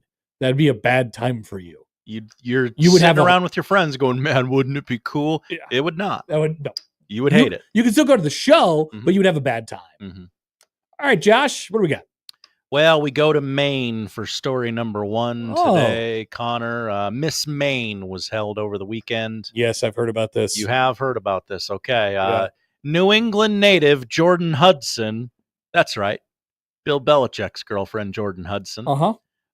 Came in third place. Third? I was told second. Third. You were told incorrectly. On Sunday, Bill Belichick watched from the audience. Hudson, who lost to Shelby Howell, previously placed as runner-up in the competition last year when she lost to Ann Baldridge. Howell will now represent Maine last year in the next round of competition. Miss USA, of course. Before she was awarded third place, Hudson spoke before those in attendance, stating, "I hope those watching this find the strength to push through whatever it is and embody that hate never wins." So I was looking this up. Her bit, whatever that means, her thing, Miss Hudson, Ms. Belichick, her bit is she wants to be an advocate for fishermen. Because her dad was a fisherman. Her dad right? was a fisherman, and she like believes in the industry or whatever. And I hate that I know that. That's like her cause, which you would think plays pretty well in Maine. I would think so. Yes. Yeah. Let's see what else is noteworthy in here. Not much. So we'll go to the next story. That's good. That's good. I saw a picture of Bill Belichick and the third place runner-up at the Maine pageant, whatever, driving away in a car. She still had a sash on her. Mike with a great comment on YouTube. Yeah. Her dad, who is like 20 years younger than her boyfriend. Yeah, her dad's like your age. My age? I mean, like a little older. Yeah. Like look to be in his 40s or 50s. I'm old as hell, Connor. Yeah. You are. Thank you. By the way, Theo. Hi, Theo. Guys, is this true? Guys, the Husk gals are mad at you on Twitter right now. What did we do?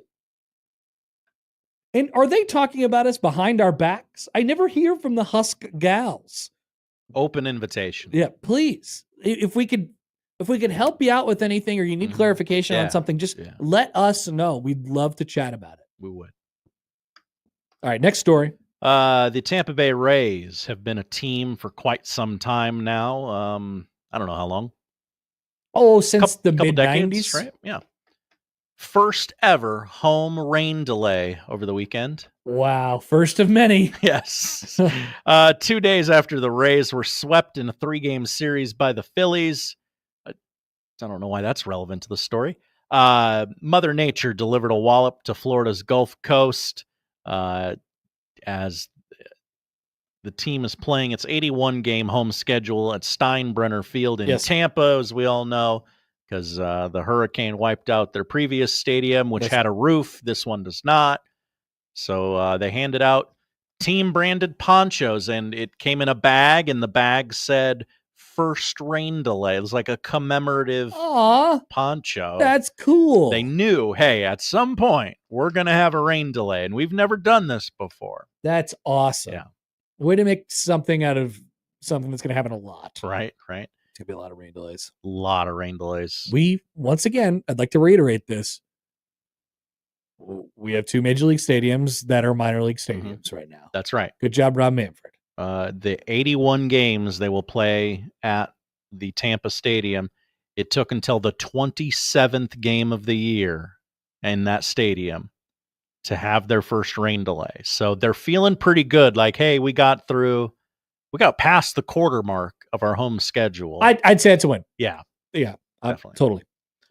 We go to Nebraska for story number 3. Oh, Connor. go Big Red. That's right. Go Big Red. Roll indeed. Jays, go baseball. Hold on until you start championing your state. A Nebraska man is behind bars on a pair of felony charges for hitting a female neighbor and the woman's 7-year-old daughter with a lightsaber. Mm-hmm. Investigators allege that Aiden Orion White, 25 years young, first struck the girl while she was playing with other children in the front yard of her Auburn home. When the child's mother confronted White, he yelled at her, "I'm not in the mood. Get back in your bleeping house." White then charged the mother, wielding his lightsaber, where he struck her on the right arm and shoulder. Maybe he was LARPing. It sure seems that Maybe way. he thought he was at the Nebraska Renaissance Festival. The Ren Fair. That's what the kids are calling it. 2 neighbors told cops they witnessed the lightsaber attack, which investigators described as, quote, a higher quality device, approximately 3.5 feet long, constructed of metal and thick plastic. Oh, it really was. Yeah. This does not appear to be like, hey, I got like a lightsaber custom. at Target. Yeah. During police questioning, they're going to Comic-Con. White reportedly confessed to the attack, saying it was unacceptable behavior. If I did it. If I did it. Mr. White from Auburn. Yeah, he's Mr. White. He's being held on $50,000 bail. Wow. With a June 3rd. What the hell? He went to jail appearance. For hitting somebody with a lightsaber? And a child. Remember, let me reread the beginning of the story. 2 felony charges. But, I mean, everybody's okay. Both victims said they were in pain after the incident. Dear Lord. All right. Felony. I have no further opinion on this. Felony charges. I know, but what? Connor siding with a felon. No, I'm not. Dave writes in. Hi, Dave. Back to the Jordan Hudson story. Thank you for this text, Dave, because, man, it's perfect. Did Jordan sing Downeaster Alexa for her talent? Merging your cause with your talent portion is a pro move, and that would have landed her first place. If she would have got up there and sang Billy Joel's Downeaster Alexa it's a song about how difficult it is for the fishermen. And I'm on the Downeaster Alexa. She should have done that. If she would have done that, she would have been Miss Maine on her way to Miss USA. Yeah, there's definitely some post pageant analysis we could give her. But tonight I am Nantucket bound. That's what Jordan Hudson would have said, and everyone would have loved it. But no, missed opportunity. Maybe she can't sing at all. Josh, thanks. Thank you, Connor. That is the odd news. Coming back, we got some stuff to play for you guys. Some stuff? Yeah, we got some stuff. Good. A lot of work went into this. Turns out it was way harder than we thought it was going to be to get this on the air. Yeah.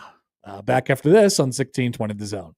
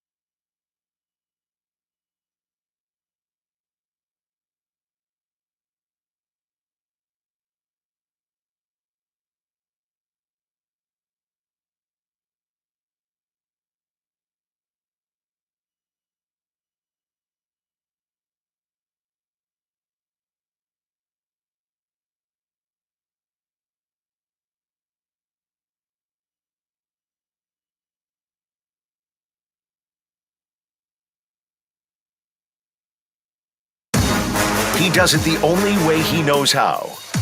With his massive sports brain sprinkled with a smidgen of rabble-rousing. Let's get back to the Connor Happer Show on 1620 The Zone. Quick follow-up on the lightsaber story. Oh, yeah. Good. It's from Steve on Twitter. At Happer Show on the J-Tech Construction Zone Twitter feed. Dude hit a 7-year-old kid with what's basically a club. And if you read the rest of the story, he apparently has a history of attacking people in the neighborhood. Cops have probably had it up. I'm not trying to take the felon's side, okay? Just asking questions. Okay. That's all. Just asking questions. I'm just asking questions. Sure. What's wrong with being a little... I'm just asking questions, Josh. Nothing wrong with being inquisitive. I just want to know the rest of the story. Okay, Paul. Yeah. Thank you. Good question from the 757. Was the Star Wars guy making shoo, shoo noises when he was slicing through his neighbors with his toy? It's important. Didn't get that in the story. Also, Dave follows up on Downeaster Alexa. Love that you know the song. Whenever I borrow my dad's 2500 pickup, I have to, I don't know. I'm sorry. I don't know about pickups. 2500 pickup and have to fill it. I sing to myself, took on Diesel back in Montauk yesterday. What a song. Billy Joel, ladies and gentlemen. Billy Joel. He's the GOAT. He really is. I've come up with my stock answer of like when people ask me the dumb ass question of who's your favorite artist. It's Billy Joel. I just say Billy Joel every time without thinking. It tells us a lot about you. And I want it to. Immediately. I want it to. All right, Josh. Had some baseball over the weekend. Baseball, you did. It's great to be at the park. Great to be at the park with my dear, dear, dear friend, John Bishop, especially on Saturday and Sunday. And of course, what do you know? Saturday, we're treated to quite the fun game. A gem. Oh, it was good. And it was good College World Series preview. There was some walking. There was it's good for the heart. There was some errors. There was 3 hours and 41 minutes of unadulterated Big East baseball. It was the good stuff. That's too long. On Saturday night. It was the good stuff. And it only went 9 innings. Why did it only go 9 innings? Well, that was because Bill Buckner, the ghost of Bill Buckner, decided to show up. Behind the bag. It was literally that play. It's literally the thing I said when I was watching the clip on behind the bag. Media. It gets through Buckner. And the Mets win it. In this case, Creighton is the Mets. So just imagine that play and watch. Now, Josh, I can do a lot of things. Do not have the stream audio up. Because I'll play it because remember the audio sounds like garbage. Oh, okay. Is that possible? Can I just play the video without hearing it? So here's how it looked, and you're about to hear how it sounded if you're watching along with us on YouTube. It's Teddy Dieters at the plate who kind of just fists one over to first behind the bag, and here comes Nick Ventiker scoring the winning run. Safe. I wonder how the home radio announcers sounded when this all was happening. Well, let's hear from home radio announcers John Bishop and maybe even a little Connor Happer. The first pitch is rolled up the first base line. It gets through. Fair ball. Here comes the run home. The throw is going to be late. Jays win. Jays win. Jays win. Jays win. Jays win. Connor Mish boots it behind the bag at first, and they are going to celebrate tonight. The Blue Jays' magic number is down to 3. All right. Lot to unpack there. So there's a lot there. Where are we going first? Let's do the grunt. You want to do the grunt first? Yeah. Okay. So specifically the grunt, I mean, once again, here it is. If you don't know what the grunt is, we'll make it very clear. The first pitch is rolled up the first base line. It gets through. Fair ball. Here comes the run home. The throw is going to be late. Jays win. Jays win. Jays win. I don't. I can't answer for it. Okay. I was outside of my own body. You've called so much baseball this season. Yeah. Man, not your first walk-off of the year, if I'm not mistaken. You know what's funny? John had the other one too. Oh, okay. He had the Hess one 2 weekends ago. John hasn't done that many games, but he's got 2 walk-offs. Damn it. So, like you're trying to stay out of the way, but sometimes Sure, you don't can't want to step on them. Yeah, sometimes you can't really. Sometimes you can't really help it. And here's what my contribution to that broadcast was. I can't answer for it. I have nothing. For you. So you kind of sound like you wish you had said less. Well, maybe. Or I guess maybe, if I wasn't going to say something like incredibly great, I'd rather say nothing. Maybe I should have made a better noise. I mean, you can't be in there like Ace Ventura-ing it. Can you feel it? I don't know. I guess I have no regrets. I have no regrets. And so that call gets picked up by a couple, national college baseball people. Oh no. And they're like, "Oh my God, I love this." And listen to the home broadcasters, and people are like, that's the great John Bishop. And I'm like, hell yes, it is. And then there's a couple people talking about who's the guy who grunted in the background. I don't know. So then there was another thing that happened during this game. And it was before this. And thank you to RDJ fan for writing in. Please play the last offensive. So there's these things now in college baseball called offensive timeouts. It's deplorable.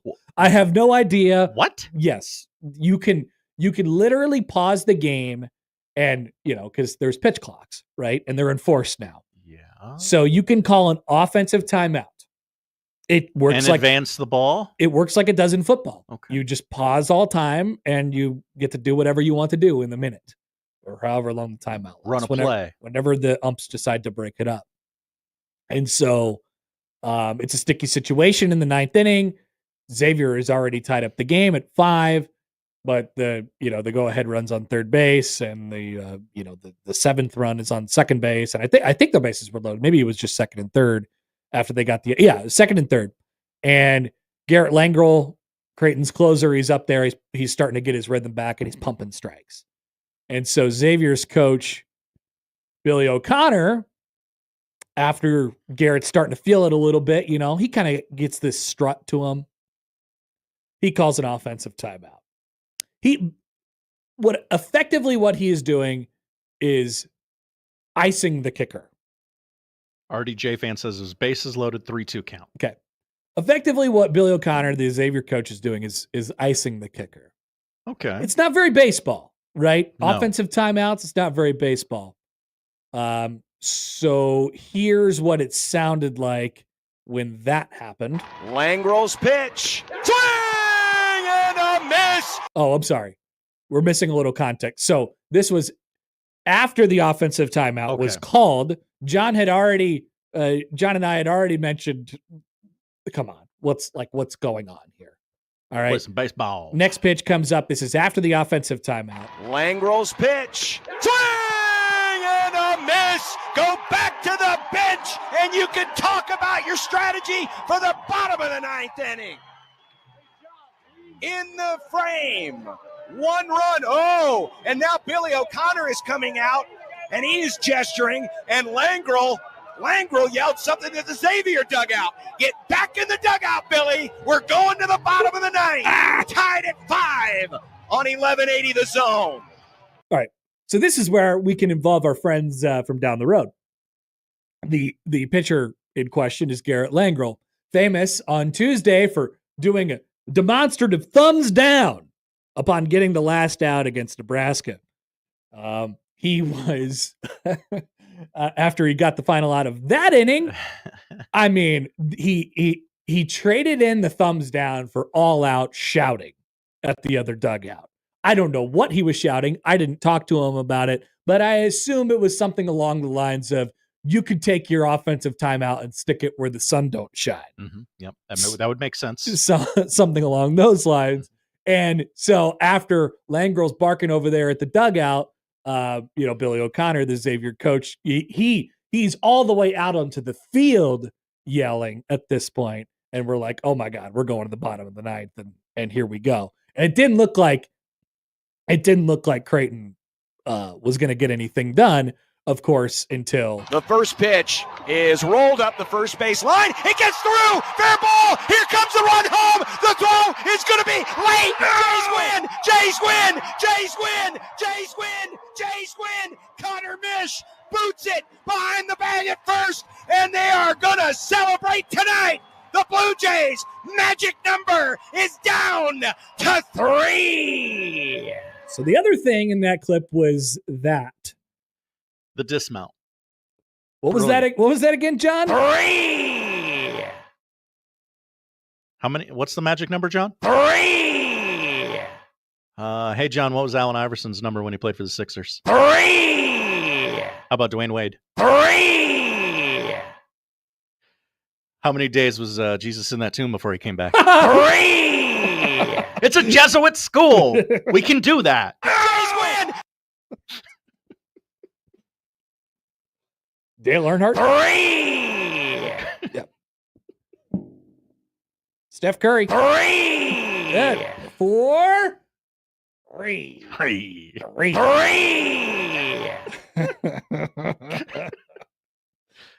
So, my God, was it great to have John Bishop back in the booth. That's what I was going to say. Just you can hear him beaming with enthusiasm. Not he's an animated play-by-play guy. Let's admit that. But my gosh, he's just sounded so happy the last couple of weeks at the ballpark. I got to ask him. We've already designated this as a crossover topic for this afternoon. But during the game yesterday, there was random points where he would just his mangled arm was just up in the sky for some reason, and I can't explain why. Oh, really? We're going to ask him about it in the crossover. I never asked him about it in real life. But so then we get there on Sunday, and we're down in the dugout and talking to people and whatever, and people just can't stop coming up to us, and they're like, "This was an incredible call." They loved the walk-off call, but they were more infatuated with the get back in the dugout thing, which had also was not viral at all, but like the burners were talking about it. Okay. Because there was some account that recorded a video of the end of that inning. And they were like, who is this guy and what is he doing and what is he talking about? And yeah, get back in the dugout. Langrel's pitch. Swing and a miss. Go back to the bench, and you can talk about your strategy for the bottom of the ninth inning. In the frame. 1 run. Oh, and now Billy O'Connor is coming out, and he is gesturing, and Langrel yelled something to the Xavier dugout. Get back in the dugout, Billy. We're going to the bottom of the ninth. Tied at 5. Okay, so we need to also grab get back in the dugout, Billy. Yep. Noted. I did get a couple. So one of the players that stopped us was Matt Sherman, Creighton's third baseman. And we're going up the tunnel and we're, whatever. And he was like, oh yeah, the call was, because both John and I were both standing there. He's like, oh, the call was so good last night. Thank you. And all this stuff. And I'm like, and I said something like, oh, I'm glad I could, bring this to the equation. He's like, no, that was the best part. Like, thank you, Matt. Thank you. Thank you for saying that. I appreciate it. No. So yeah, it was, we had some fun this weekend. John Bishop's back. He's so back. I can't wait for him to be calling some CWS games in that booth. We should try and get famous people to sign his cast. What an idea. What a good bit. Like, there's always people walking around the suites or whatever, like. Well, how do we get them up to John? Mm-hmm. That's the question. Yeah. I mean, that's the whole point of having the roving reporter, right? Right. I can talk to them and they can talk to John, but they can't sign John's cast. Now that would be funny. The blue block is made of foam, no, right? I So believe, we can't sign it. No, right? I believe John will have a hard cast by the College World Series. Okay. That is the plan. Yes. We're smart, creative people. We could probably figure out a way. Hey, text came in. What was Nebraska chasing last year? 3! Good one. From the 760. Hi, 760. How embarrassing, clown show. I disagree. Embarrassing if you're the Xavier manager, yeah. Jeff writes in, do you guys win a championship or something? Sheesh. Yeah. I mean, they're trying to. It was a pretty big series. Yeah. They're 3 games away from winning a championship. How many games? If they 3! If they didn't win that game and lost yesterday as they did, there would be no chance that they would win a championship. So, yeah, I would say a championship was kind of on the line. Exactly.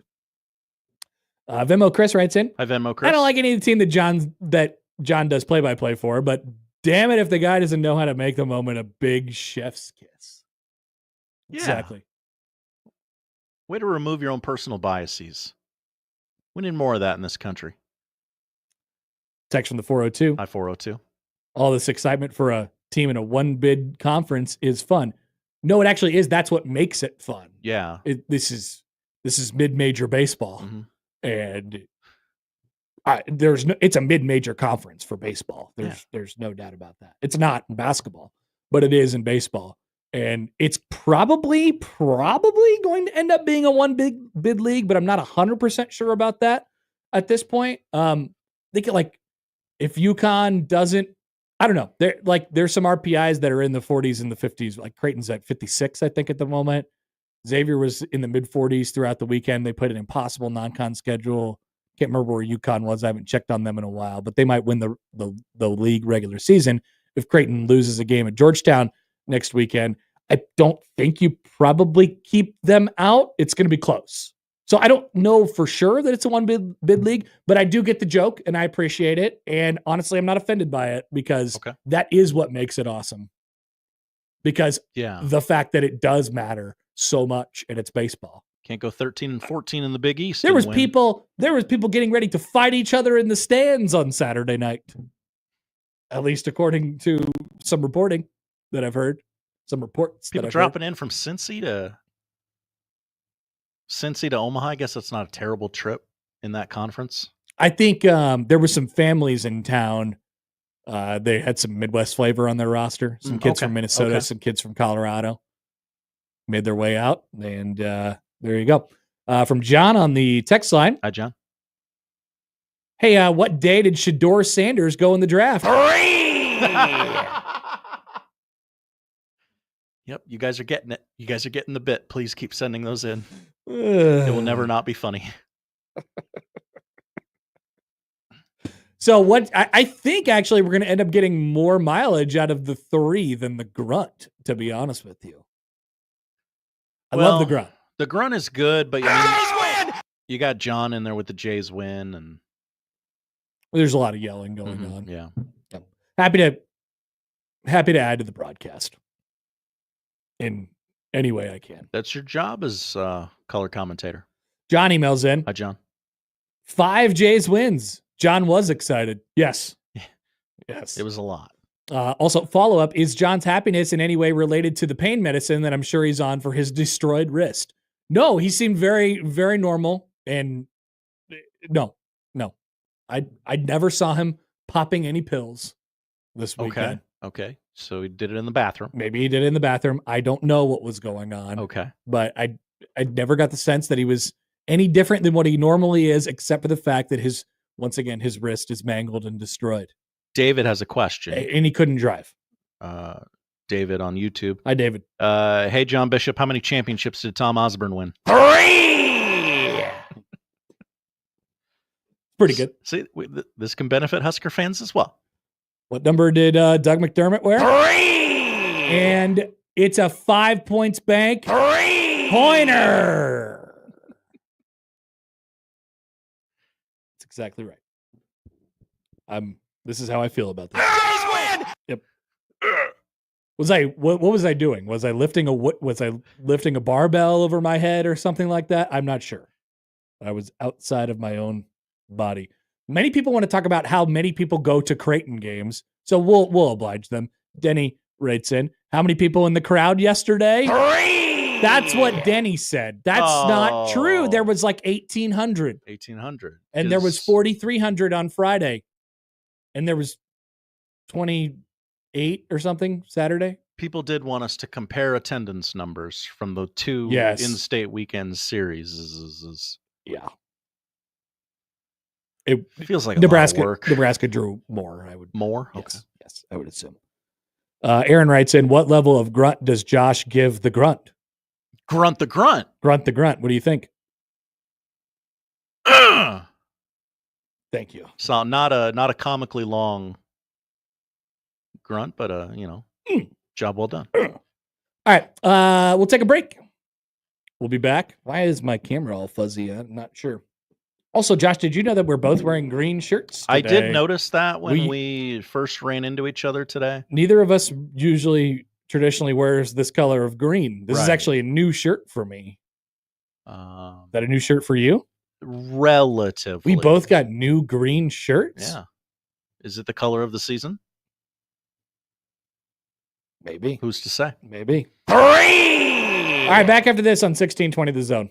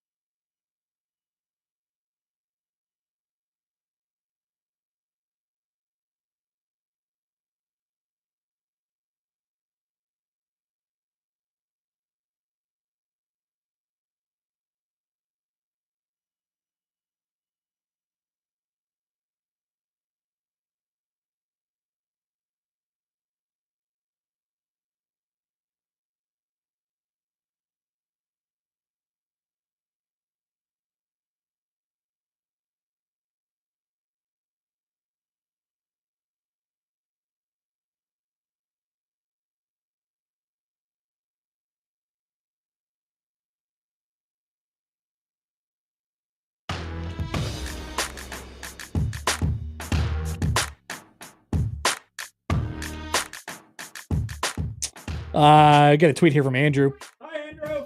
I don't know why people keep bringing up the attendance for the Creighton game yesterday. There was graduations and it was Mother's Day. I wish the game tomorrow against Omaha was at the Chuck. Ed deserves a big final crowd. Yeah, I agree. You could sort of tell early on is like it just wasn't gonna. I'm really happy about the circumstances though. They had won the 2 games in kind of exciting fashion the night before, and it was a big game too. But yeah, no, I mean, I think it was good to see all of Ed's family there yesterday, and the grandkids. They brought him a nice cold can of Coca-Cola afterwards, and he kind of it was good to see him let loose a little bit. He kind of just stood around and told stories for a little while and talked about the good old days, which is fantastic. So many former players were there. A bunch more chimed in on a video that they made for him, which was really well done. Shout out to Glenn on that one. Yeah, it was. I mean, it's turning into a pretty special season right now. Like kind of out of nowhere for Creighton. I was reminded over the weekend by Coach Kingston, actually, hey, these don't come around very often. Enjoy this, like not that they won't ever have success because they're planning on having a bunch of success, obviously, going forward. But it's pretty special. The games that they won 15 out of 16 going into yesterday. And they get to try and avenge one of those losses tomorrow night for their final regular season game of the year in Omaha until the College World Series, of course. That's right. People forget that. I did see John pontificating yesterday. What if it wasn't Ed's last game at the Chuck? Very, very interesting. That would be a hell of a run. A couple things here. Mustache Adam. Hi, Mustache. John, how many AAU national championships did famed baseball coach Tom Amansky win? 3! That's right. Still got those people throwing those baseballs into those trash cans all the way from center field, hitting their cutoffs. Crime Dog told me to. Stuff like that. Here's Greg in Myrtle Beach. Thank you, Greg in Myrtle Beach. Getting in on the fun here. How many seasons was middle school Rhule by far the worst coach in the entire NFL? 3! That's incredibly on brand. Incredibly on brand. From the text line, John. Hi, John. Anyone know how many toes Deion Sanders has on his left foot? 3! A different John. Tough but fair. I'm telling you that all these people are named John. They're all John Bishop. What place did Jordan Hudson finish? 3! This weekend's Miss Maine pageant. One spot worse than last year. Boy. Oh boy. Yep, it was a good weekend. Over at Nebraska.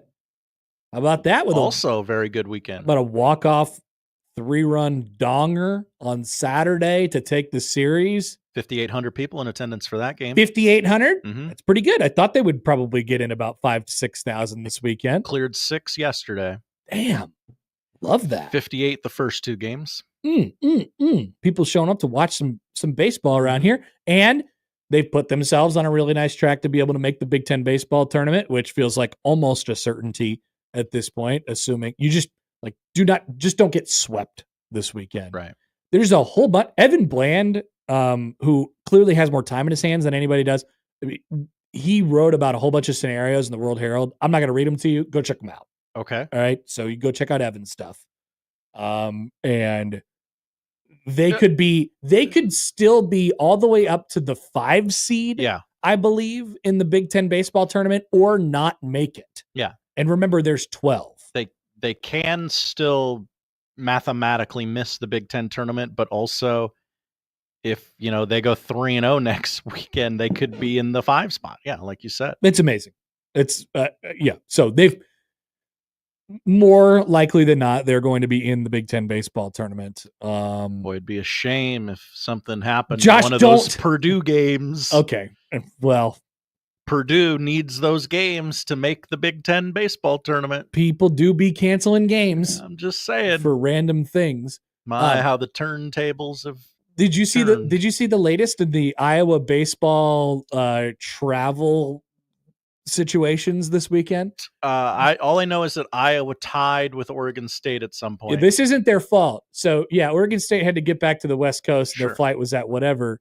Iowa lost the first 2 games of the series and then tied the Sunday game in Des Moines yesterday because Oregon State had to go back home. So I don't know what that does for their RPI, but it was a tie. They have a tie instead of a loss or a win. They're 32-17-1. How about shout out to the Big Ten schedule makers for having the foresight to put Iowa and Oregon getting together this weekend. Iowa and Oregon play each other this weekend, huh? This weekend. They are within striking distance of Iowa. You never know. Nebraska baseball brought back a couple members of the 05 team at its 20th reunion. Seeing some of the stuff that came out of that, I think they maybe could have done a little bit more. Seemed that way. I think they could have done a little bit more. Just kind of following it on social media. And you've known that the 20th anniversary of the it's unequivocally the best team in school history. It's the only team that's won a College World Series game in school history. It not to get too negative, Nancy, here, but it very likely will be the only team in school history that ever wins a College World Series game. I'm sorry. Just right now. No, that's not a Creighton thing. That doesn't have anything to do with anything. But I guess I'm super into predictions right now about how people won't win stuff. So, like, Nebraska baseball is in a very different place than it was in 2005, and maybe that could be the long and short of it. They had major leaguers on the team. I mean, it's like, how's Alex Gordon? I don't know what he had going on. I don't know how far in advance he was or wasn't notified of all of these things, but like, how is that guy not there? He needs to be there, right? I saw Jabu feels there. like it's kind of contingent on him doing it that you do it at all, right? Like, we're not going to do it if we'll pick a different weekend if you can't be there, right? So you wonder kind of how much planning and thought and all that stuff kind of went into the deal. It was good to see the players show up that did, and the people who were around the program at that time that did. But I don't know, man. Like, that was a really, really special time. I mean, everybody, so many people in this state still. I mean, it's still the reference point for baseball at Nebraska and baseball in the state of Nebraska, because not only was it special for the fact that they won so many games and had major leaguers, but the core of their team, their best players were from here, right? And they won, and they won big, and they were dominant. And so it's still like the reference point for everybody around here is like, man, I remember 05. I'll never forget 05. I'll never forget when Andy Gertch hit that home run in the College World Series. Some people don't forget where they were. I did. I'm not forgetting where I was in that moment, driving down West Dodge Street on my way to a baseball game, honking my horn or my dad was honking his horn. I was in the passenger seat beside many cars that were also honking their horns. They were doing what? Listening on the radio to the baseball game. They were honk. It was sounding like that, except for it was real. It was a real life honk. So I don't know. Maybe the 30th, maybe the 25th will be a little bit different for Nebraska baseball, but not to, like, I know classic Happer picking out something that could be criticized from over the weekend. Yeah, Nebraska wins 2 of 3 from Michigan. That's good. Firmly gets in the Big Ten tournament. Firmly is strong, but they're in. I feel good about that. And you want to bring up something that happened in between innings on the side of the field, not the field.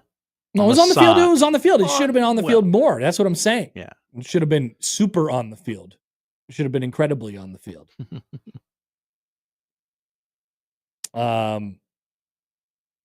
Good question from Venmo Chris. Hi, Venmo Chris. Poll question: does anybody? I don't think we should probably do this poll question, but I do like that as an idea. Does anyone live as rent free in someone's head as Rhule does in Greg and Myrtle Beach's head? Oh. Mm. I feel like he's got a lot of Panthers PTSD, which is understandable. Another text comes in. How many runs did Michigan score yesterday? Is this actually the answer, by the way? 3! Yeah. Let's take a look. A little hot there. That was my fault. That was my fault. You think I would just know this? Yeah. No. Yeah. 3-1. 3-1 win. 3-1. Sorry, I read it poorly. Yeah. So excellent job by Nebraska baseball to get there and give themselves a chance. You never know. May Gabe Swanson is still on the team. How many runs did Nebraska score on Friday against Michigan? 3! That's right. Very good. How many times has Nebraska baseball been to the College World Series? 3! That's right, John. Oh, wow. That's exactly right.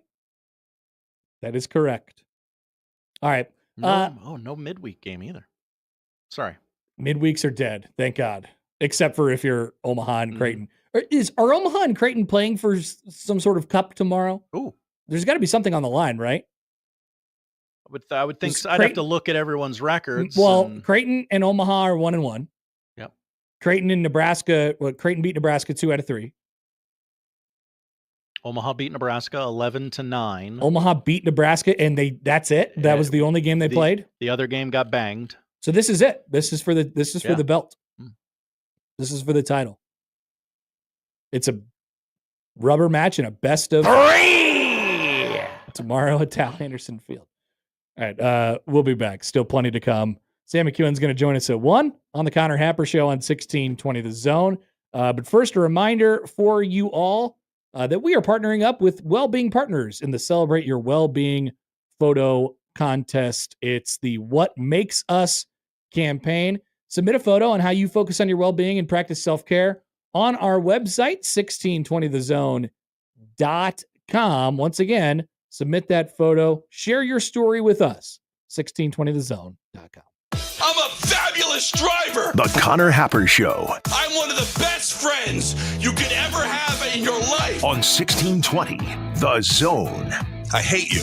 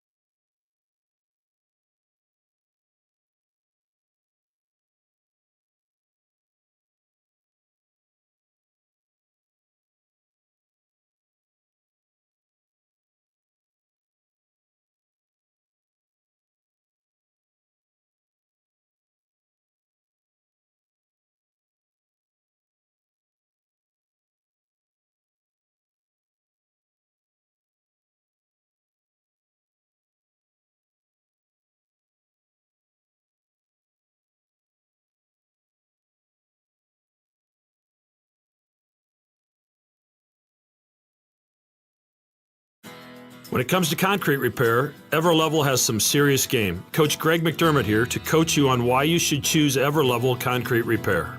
They've got the fundamentals to fix your cracked and uneven concrete, and their products will give you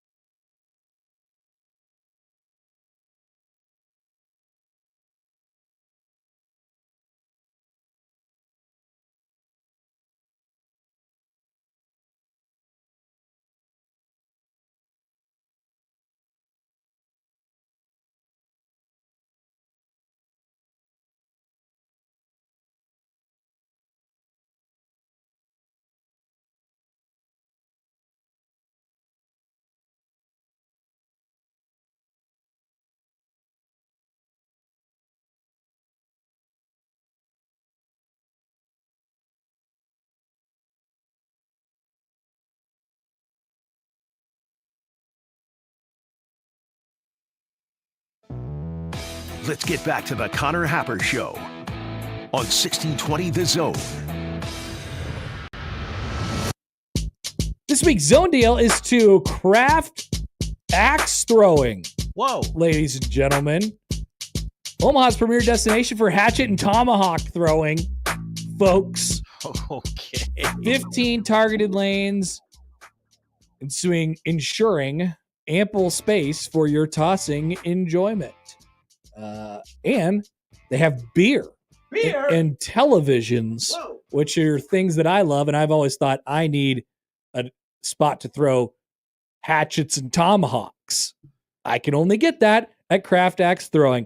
You can listen to John and Josh this weekend on Sportsman Iconic for your chance to win $50 worth of vouchers, and the half-off deal is on sale Friday at 9 at 1620thezone.com. What's the right number of TVs to have in front of your face at any one time, Connor? 3! That's right. That's a good answer. TC comments in. Hi, TC. How many times can you say Beetlejuice before he is summoned? 3! Pretty good. It's working. Brian. Hi, Brian. How many stories does Josh typically read for the odd news? 3! That's right. Christopher. Hi, Christopher. What hour is the Connor Happer Show in right now? 3!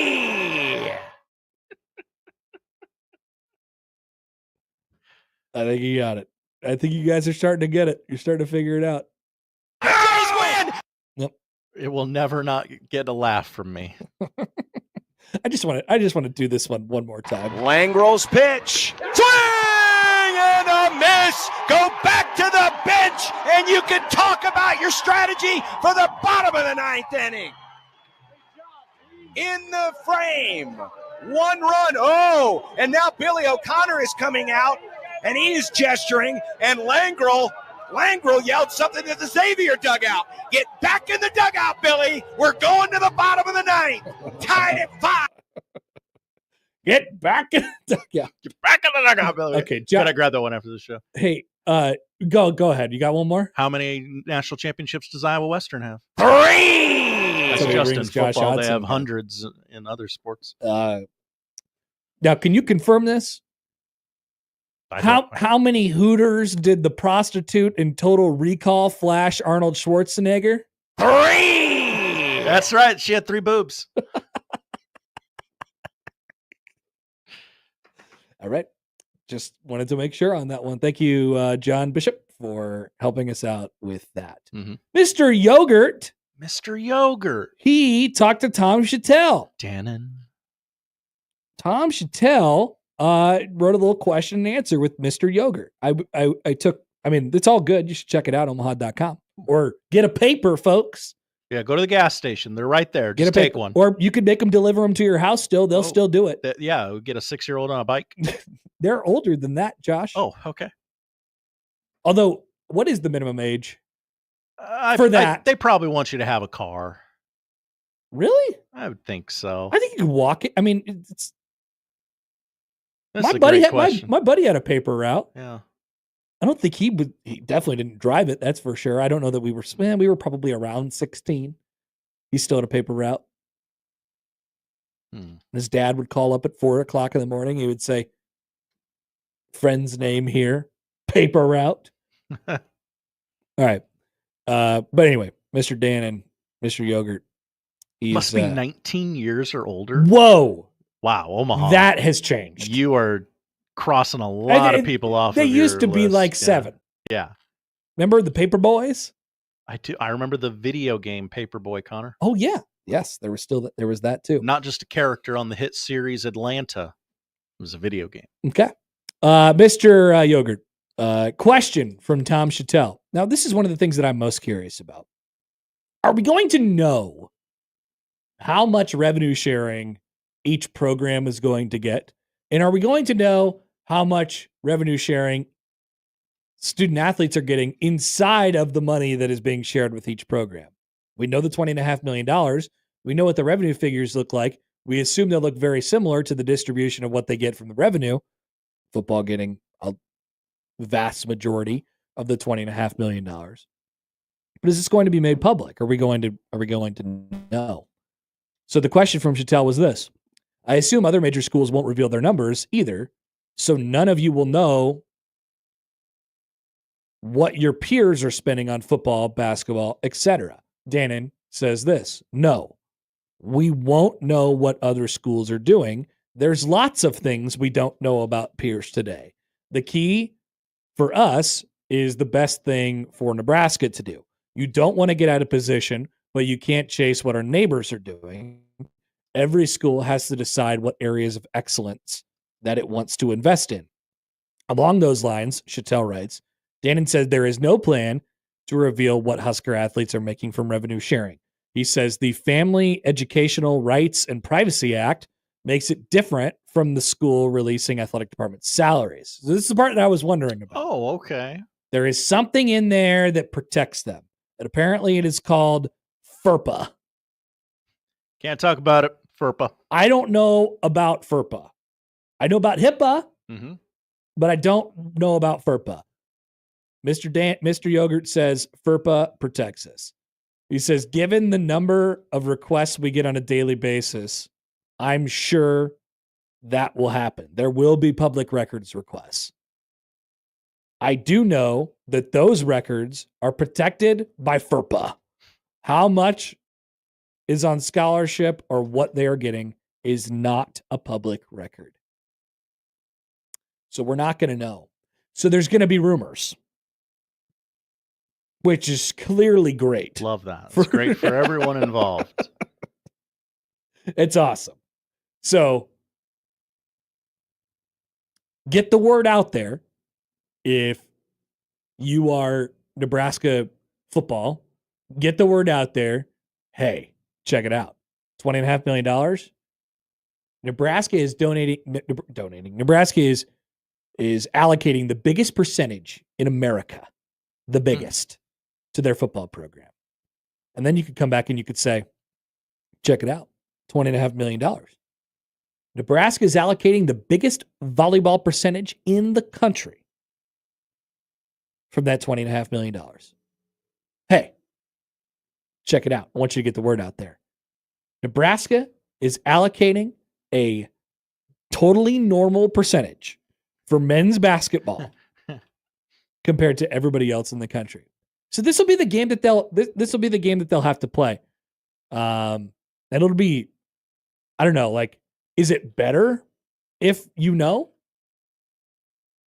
Is it better if you know? Is it better if the schools know what their neighbors are doing? I mean, it's immediately a negative recruiting tool if you learn that, because what that would turn into if you did know probably is a bad thing. I'm thinking this out right now. It would probably turn into a bad thing, because then what would happen would be schools would decide that they have to compete in football above all else. And then somebody would just decide we're going to allocate 100% of our $20.5 million to the football team. And that is the maximum. And then everybody would do the same thing. So maybe it is a good thing that we won't know. As selfishly, as much as I want to know, and I think it would be helpful for some things to know percentages and numbers, I think it would ultimately escalate to that, yes, where one team, probably in the SEC, says, you know what, bleep it, 100% to football. No. We'll figure out the rest when it's time to figure out the rest.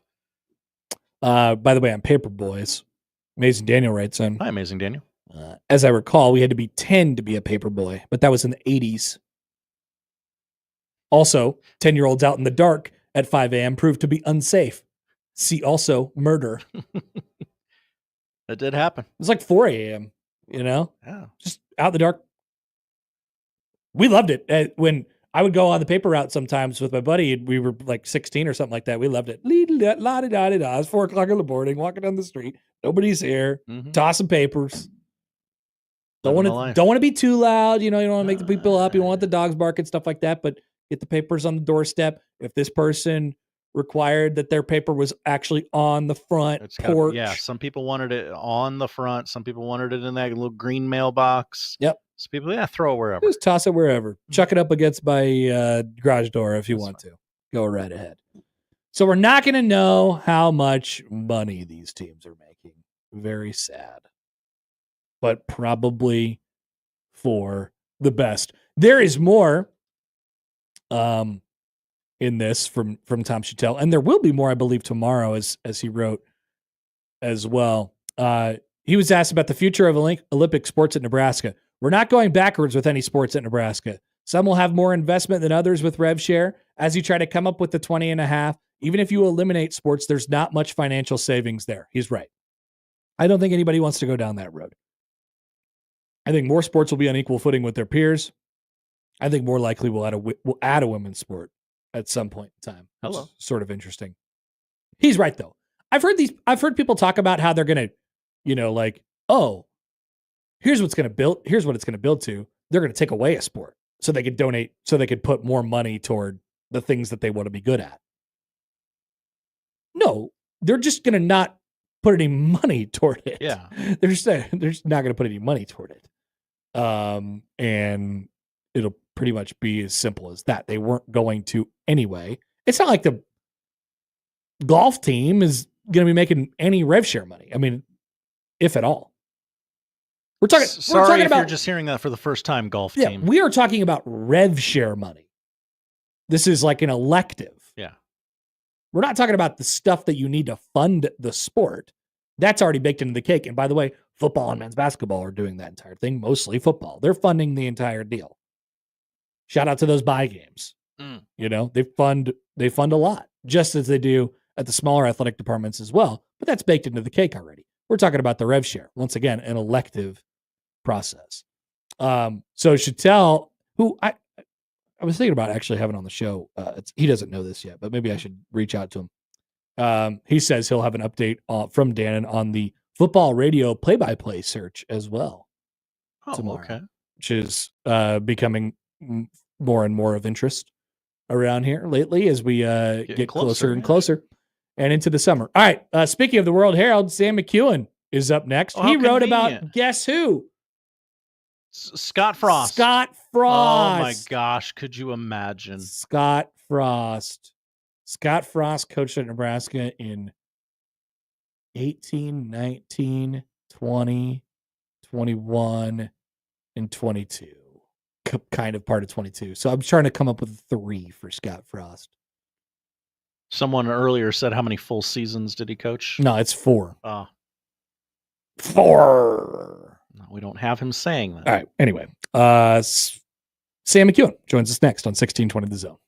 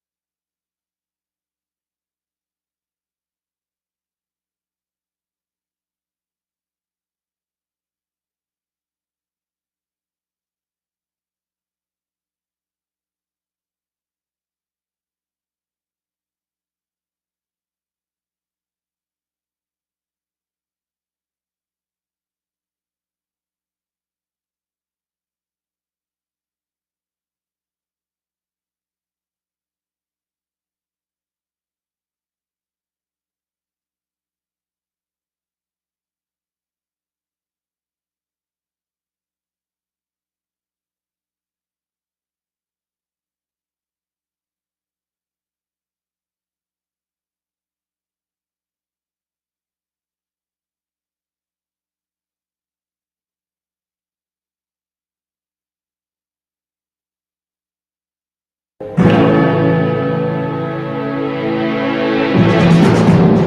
McKewon is the newsman. Sam McKewon, Omaha World Herald.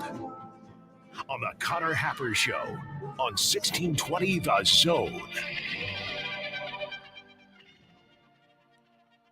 All right, welcome back. We're the Connor Happer Show here on 16. Is that my mic or is that my headphones? Okay, good. I can never tell. It's always one thing or the other. Sam McKewon from the Omaha World Herald joins us now on the Prairie Flower Casino Zone Hotline. Hi, Sam. What's going on? Not much. How are you? I'm good.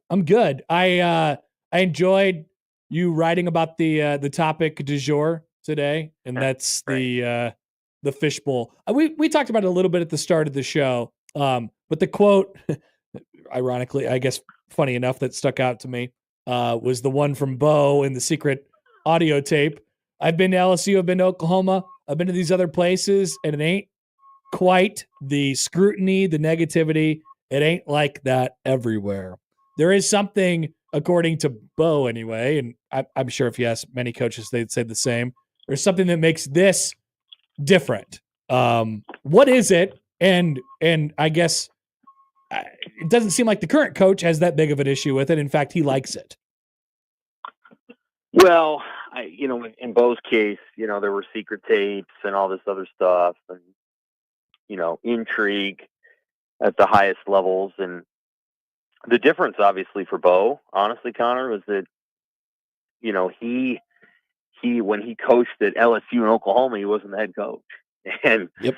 I think if you were to go and ask Brian Kelly and Brent Venables, and we'll go ahead and ask Lincoln Riley what he thought of coaching at Oklahoma and what Les Miles thought of it, what Coach O thought of it. I mean, there were things that happened, all kinds of situations that were a big deal. But yeah, I mean, I think one of the interesting parts of the story about Scott Frost, and it's just always going to be this way, is that he had a unique fit at Nebraska in some really good ways, and then in some challenging ways that Rhule doesn't have to deal with. I mean, Matt Rhule isn't going to events and practices and having to see former teammates all the time. That's just part of it, and Rhule doesn't have to deal with that. At the same time, it just feels like Rhule's a lot more comfortable, kind of living, just being who he is. Like, he's not trying to, and I think Scott had a hard time with that. Just going out and doing stuff. And I'm pretty sure people come up to Matt Rhule all the time and talk to him, and so he's got to deal with it too. But he's more comfortable with it. I think, certainly we could ask him sometime what the Fishbowl is like for him. I think there's challenges to it at a lot of different places, and I'm sure he's found things at Nebraska challenging at times. Obviously there's fake news and or overreaction. There's stuff on the internet that just isn't true. Facebook pages and stuff. Oh my God, it's so bad. It's talked about one of them before. I think he did. Yeah, I can't remember what it was, but there's that. There's literally just stuff that's made up, and then there's people react to things that he says. Now, there's been a couple times when he said stuff that I think I'm like, you know what, you said it, so sure, you gotta go ahead and work through that.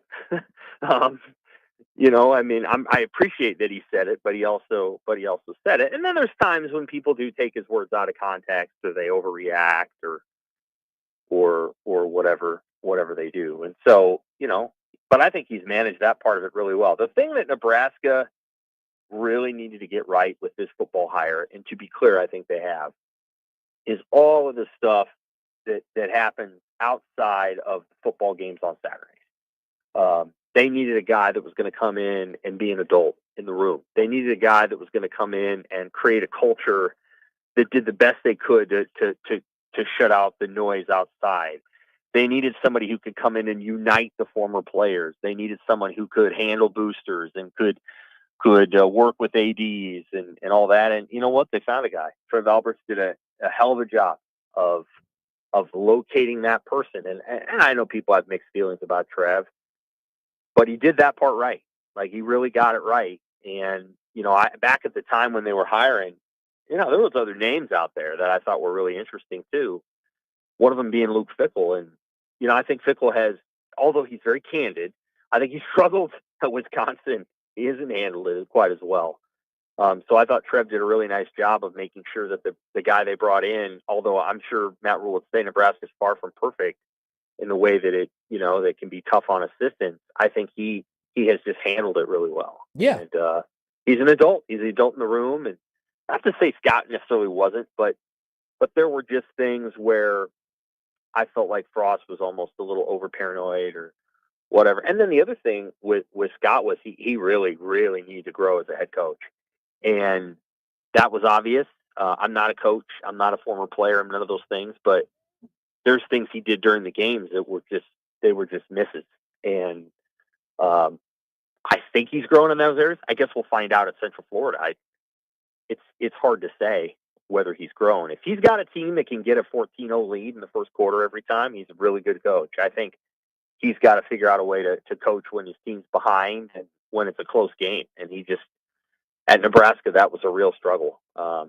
Game management issues, other things that just don't even matter anymore. But I brought it up. I wrote about it, and he brought it up. ESPN went down there, and he kind of coyly talked around it. And I think it would be good for him to just be able to say, there's things I wish I had done at Nebraska differently. Certainly help himself.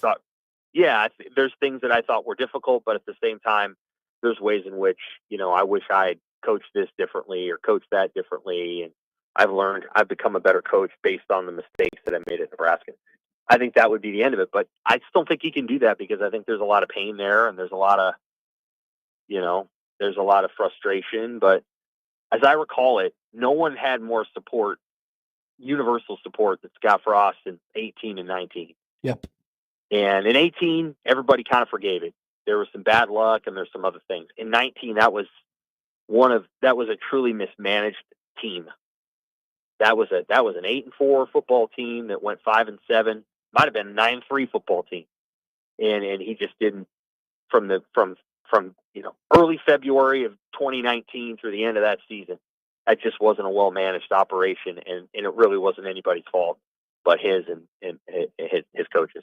Let's be honest. At a place like Nebraska, Sam, how separate can or are the off the field stuff and the on the field stuff? Not that the off the field stuff has to, because people think off the field stuff and they automatically think, problems or something like that. I'm just talking about, what you said, the administrative organization and just all the other ancillary stuff that we end up spending a lot of time on around here. I think to your point, what you said about Rhule, like all that stuff is really kind of, it feels like it's leveled out a lot, but you want it to move hand in hand with the football part. Like, is that possible for those two things to be on separate sort of tracks, or do they always kind of go together? I think it's possible. I think, there's qualities about the way that Rhule runs his football team that I compare favorably to the way Bo operated. Now Bo had a weird sense of humor that Rhule doesn't have. And I honestly, in some ways, I thought it kind of worked against Bo. Sometimes he could just say and do odd things that were just whatever. And Rhule doesn't have that quality. But I think there's a lot of loyalty and East Coast, toughness in the way Bo used to do things and the way Rhule used to do things. The difference is Rhule handles criticism and better. And he just handles the critiques. And I think Bo really burned to win too, and he won a lot of games, but he really struggled with any sort of Sunday morning quarterbacking, Monday morning quarterback. It just really ate him up. And Rhule's done, I think, a better job of just managing that, knowing who he is, and he's pretty confident. He is, but he's also pretty proactive. Like, I think everybody would have sat there and told you that, after the 2009 season when Nebraska had this incredible defense and only won 10 games, and they really should have won almost every game they played that year, because the offensive coordinator just struggled he wanted to do his own thing, or whatever it was. Bo could have moved on right then. But he came, he brought him back, and then things kind of happened again, and then he fired him or whatever. They parted ways. Matt Rhule's, he gets out in front of stuff, and so he understood, after the UCLA game. Frankly, I think he might have, he understood after the UCLA game things had to change. Mm-hmm. I would have made a change honestly after Indiana, but they had they didn't have a bye week. They had to play Ohio State right away. I think it was going to be kind of hard. So I think they were going to wait until the UCLA game or whatever, but he understood, that things had to change right away. And so he does a good job of getting out in front of things. The one thing that I'm sure they all wish they could have back is just how they figured out the quarterback for that first year. But, yep. They did what they could there. And so, I think he gets out in front of stuff, and that's part of it. That's part of his advantage as well. And, you can separate the off the field and the on the field things. Again, like Bo was like getting in confrontations with people at practice. Matt Rhule has done that. Right. That was never. So some of it's just being an adult. Now Scott never did that. He never did that. He was fair to us, and he was never rude. But you just got the sense that as time went on, he just was like really worn down by, I don't know, gossip and criticism and other things. And then, again, the difference between Rhule and Bo and Frost is that Rhule's done this for a lot longer as a head coach. And then the difference between him and Riley is that Matt Rhule has a strong personality, and Mike Riley was like kind of go with the flow. Totally. And if you go with the flow at Nebraska, there's going to be a lot of people flowing your current. You're going to get pushed around. around. Be like, yeah. Oh yeah. And Mike was like, he was used to being left alone at Oregon State. Like nobody cared. And so they're like, do whatever you want, and when he got here, it was like, well, let's do this. Let's do this. And it was just, that wasn't his style. He's a perfect fit for CFL and USFL and Oregon State. Like the job can't be too big, because if it is, he's got a lot of people he just lets hang out in the kitchen. And Rhule does a good job of like, it's his kitchen. And like, at the end of the day, he knows that he's the head coach, and like, he's not going to let people in the kitchen that don't have any business in there. So he does a nice job of figuring that out. That's his difference between him and Riley. But yeah, I think he's a good fit for Nebraska. Now obviously they got to go win games, and right. They want to do that. So on that part, one of the things that Rhule that they talked about a lot going into that, I remember specifically at media days going into that first season, was like getting the respect back, or whatever it was, whatever that line was, right? It was how I interpret it was, raising the floor a little bit, not have these huge, crucial, like mind-numbing errors and stuff like right. that. That was one of the things they really wanted to do. We're 2 years, past that now, 2 seasons past that.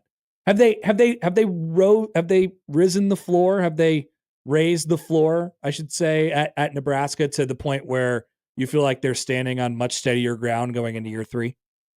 In terms of culture of toughness and culture of physicality, I do. Yep, I do. I think they've raised the floor. When Matt Rhule got here, and again, I think they had some football players under Scott, and Scott was a pretty good talent evaluator. I think they got some guys, and I think he'll be a good talent evaluator at UCF. There wasn't a ton of development. Like, it just didn't develop all the way. Cam Jurgens developed, but not enough guys did. And so, like, I don't know, like, nobody's going to dog anybody, but, like, if you ask Ty Robinson, like, tell me your development curve in the last 2 years, I just think he would say, yeah, I got a lot of development in the last 2 years. Like, he would say, he just took a jump as a player. And some of it is physicality, some of it's technique, some of it's culture of toughness. Like the way that Rhule says is, I teach you how to practice like a pro, and that's what he does. And I think that's part of what he's created. So if you go play Nebraska, I think you're going to be in for it in terms of physicality, in terms of toughness. Obviously the special teams needs work, And I think he brought in the right guy. I don't think Mike Eckler really will leave a single stone unturned. Yeah. I'm not saying Ed Foley did a bad job, to be clear. But like what Mike will do, what Eckler will do is he will bring a head coach's ferocity to that role. Like it's not just going to be, hey, I'm the special teams coach, and hey, let's go out there and do a good job, guys. Let's go. It will be just a whatever you call it, a fastidious approach. And so, like, I think Rhule,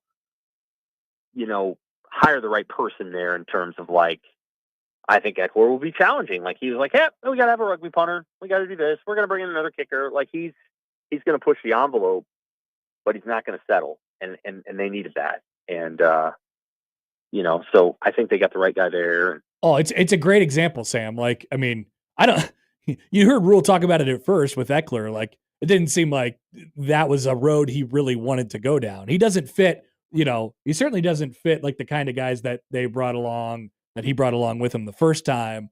But he knows that they're going to make him better, right? Like he's pretty sure of that. Yeah. I mean, Eckler's got a really strong personality, and he's kind of that way with everybody. So it's not like he is just one way with So you gotta be cool with that, and I think it's probably taken Rhule some time. Again, Eckler's a unique guy, so but I think again they got the right guy there, and that was the area where they had to get better. I mean, it just was obvious to everybody involved, and I don't think he's instilling fear, but I think there's just you can't have a situation late in the fourth quarter of a bowl game where everybody's not on point. And that's what it looked like. It was like, well, we won the game. We're the better football team, so let's just punt the ball here. Oh, it got blocked. It's just, that's silly.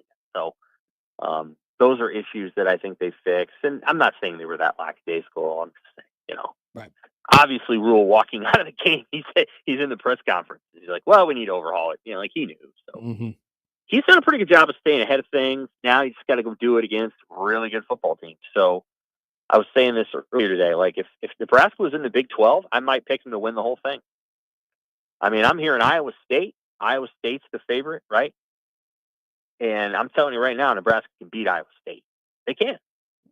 But they don't play in the Big 12. Nebraska plays in the Big 10, and there's about 4 teams in the Big 10 that'll take Iowa State by 14 points. Right. So, that's the thing, is that you're not trying to just do it in a league that you can win. You're trying to do it in the Big 10, and that is going to be a bear. They got to bring their A game every week.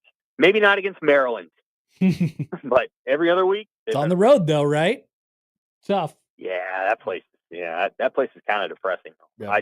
Bring your own energy. I'll try to take photos when I get out there. You'll see. It's not. It's like that's a college football program that really doesn't. They need to be really good in order to generate enthusiasm in the fan base because they don't have a great stadium and it's 30 minutes away from DC and Baltimore. So. Yeah. Hey Sam, do you know the connection? Why was Matt Rhule on Victory Lane with Kyle Larson yesterday? Is there any connection that you could think of there? Did you see this? That I'm aware of. Yeah, I saw it. Yeah. Okay. Yeah, I don't know. None that I'm aware of. But Okay. He knows so many people. He does. He is so. He's, it didn't surprise me to see him there. It wouldn't surprise me to see him literally anywhere. I don't think. Is Kyle Larson based in Charlotte? I assume most NASCAR drivers are. I don't know. Maybe that's what it is. Maybe he was based in Charlotte, and Rhule got to know him there. The other thing that I like about, and Bo was a little bit this way. The other thing I like about Rhule is that he just kind of he likes a lot of different things in life. He's not, so he knows a little bit about food, and he likes music, and he's just normal. It's not. So he likes WWE, and he likes NASCAR, and he's not. He obviously works very hard at the football thing, but he's not like a monk. He's not one of these guys that's I'm not going to talk about anything else outside of football, or I'm so skittish to say anything. He's able to say he likes a restaurant or whatever. And I always feel like Frost was real tentative to ever, be just himself around us. And I think he's much more comfortable in Orlando, and that's a good league for him. I think that's the league he belongs in. I think he knows the Big 12, and I think he will eventually have success there. He seemed to be suggesting they wouldn't be very good this year, which why he says stuff like that. But I think eventually he will. People will say, well, who's going to get there first? Who's going to get to the playoff first? Scott Frost or Nebraska? I think Nebraska will, but you never know. I mean, Frost can coach, and I think he learned something in Nebraska for sure. I'm sure he learned that you got to pay way closer attention to special teams. Yeah. Like, he really did have a shrug emoji when he was there. And that a lot of it's because Chip Kelly did. Chip Kelly was not a special teams guy. I think he got more like that as he was at UCLA, but yeah, you really got to be good in special teams. Iowa football has built a 9-win brand around being good at special teams. It's amazing.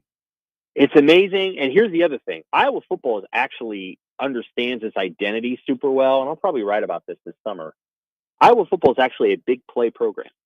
And people don't always see it that way because the way we process it in our mind is we think big plays are offenses that score a lot of points. And Iowa actually doesn't. But what Iowa does is they make big plays on defense and special teams. And they win games because of singular plays, not because of they boil it down to one play and they win it. They do a great job of winning those plays. Yep. And they're really good at it, and they figured out a formula that helps them win explosive plays, except not on offense. And I think Frost just had a hard time with that. Yep. Sam, great stuff as always. Good to talk to you, and enjoy your week. Take care. Sam McKewon from the Omaha World Herald. The other thing about Rhule and Frost and personalities and that stuff. I remember as Sam was telling that story or talking about that, I remembered. So I'm sure I've said this before, but I think it was Frost's first media day. I remember sitting there, and how it works is as we've mentioned before, the entire Nebraska. There's 4,000 Nebraska radio stations there, including 1620 The Zone. I wasn't at 1620 The Zone at the time, but he'll go around. He'll come into the radio room. And he'll go around. We're sitting in a dungeon in the Hilton in downtown Chicago. And he'll go around. He'll do 5 minutes with everybody. 5 minutes with whoever wants him. So I think there's probably 4 Nebraska radio stations. He goes around. Maybe it's his second year. And I'm like, what are we going to get from him in 5 minutes? Right? I just want to sit around. I just want to talk to him. I just want to shoot the you-know-what for a couple minutes. Because I know, if we talk about, hey, you think Adrian's pretty good? I was like, yeah, I think he's pretty good. I've heard it a million times. All right, cool. So let's just talk. And so I started the conversation by asking him about golf. You playing golf? How you swing? Whatever it was. I'm not a very cool guy, but I thought it was a seamless ask. And he made some sort of joke about it, but then he was like, hey man, I don't want to talk about my, I don't want to talk about my golf swing. I was like, okay, I guess we're not talking about fun stuff either. I just want to have fun. Mm-hmm. I just want to I'm not trying to get you. Yeah. But I bet on the back of his mind, he was paranoid. He was thinking about oh, they're going to turn this golf crap into about Frost golfs too much. Exactly. Into the thing about how I'm golfing and I'm not playing, I'm not coaching. And I know, I didn't mean anything by it, but he doesn't know me. Mm-hmm. And sure. Whatever. That's how that went. It does come differently if Sipple asks it versus you. Right? But that's how his relationship with the media went it didn't have to be that way. Just want to know you as a human. Yeah. Yeah. All right. We are back after this on 1620 The Zone.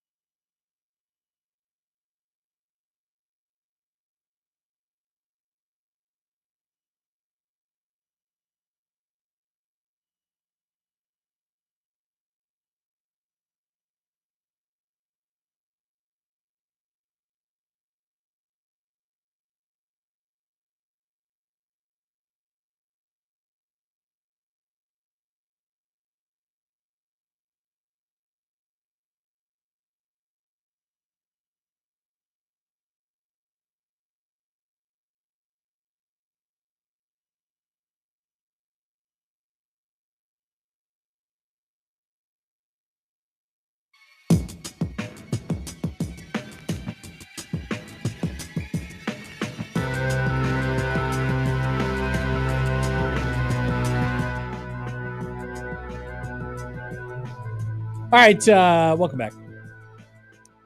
John Fanta has had a child. Well, his wife did.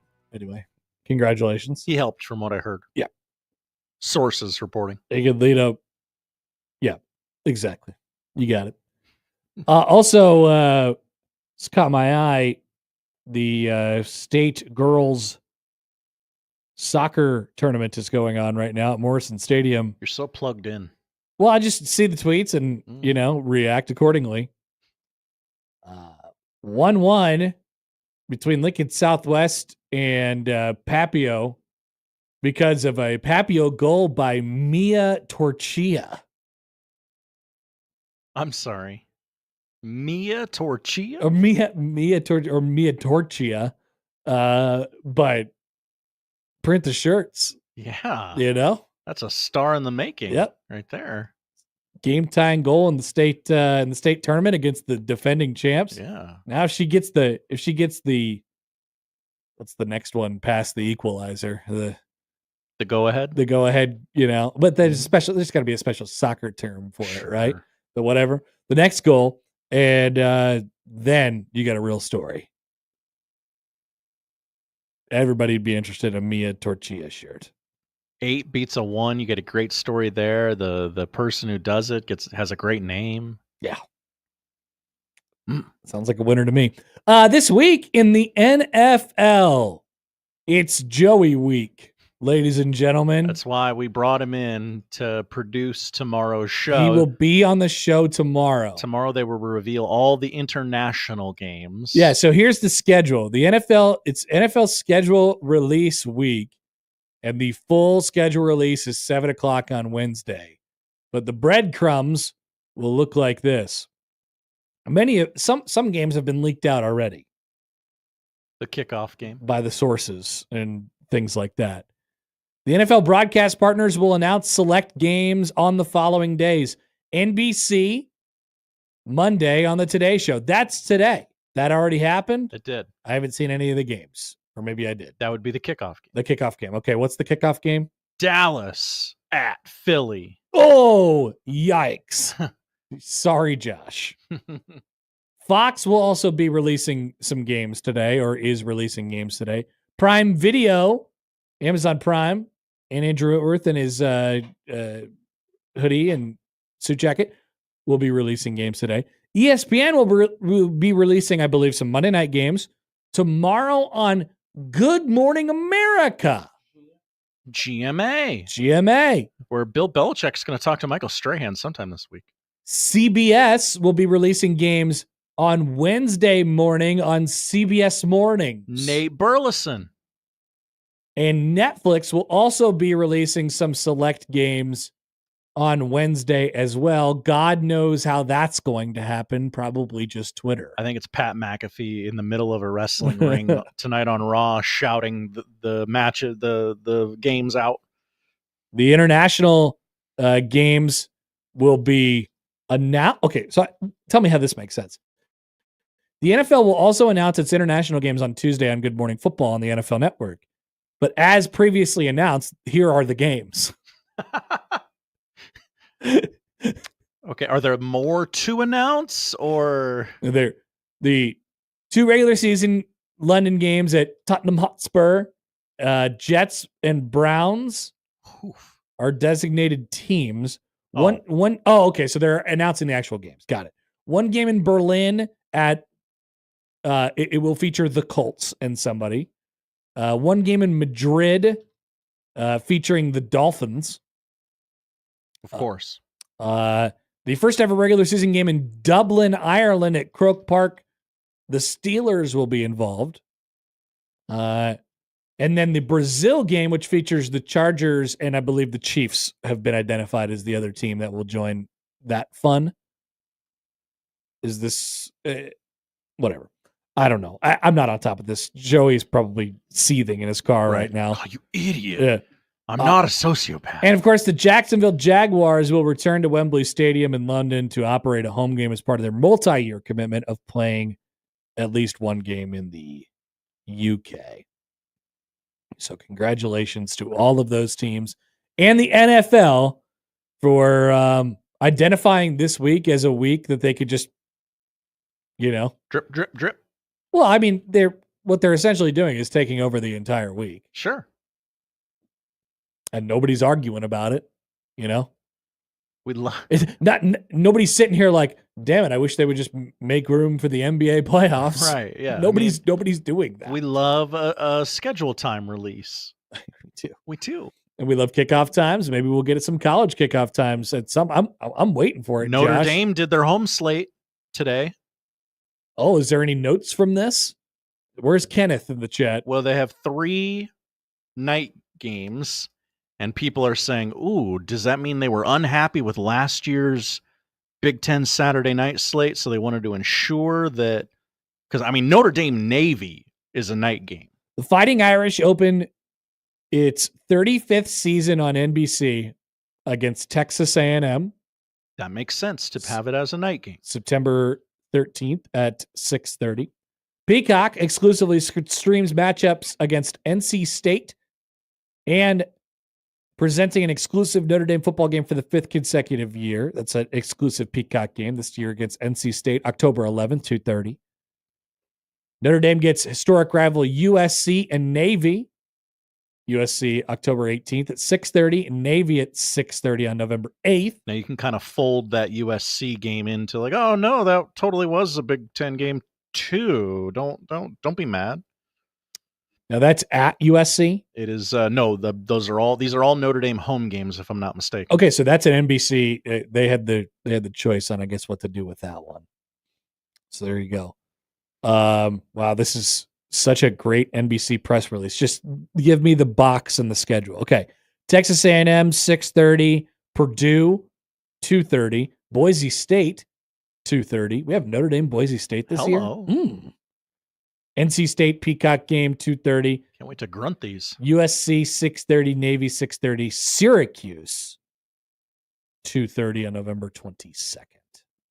Congratulations to Notre Dame releasing that schedule. Yeah, Notre Dame handshake meme, the NFL. Nebraska Matt says when the NFL goes to Ireland, expect an onside kick.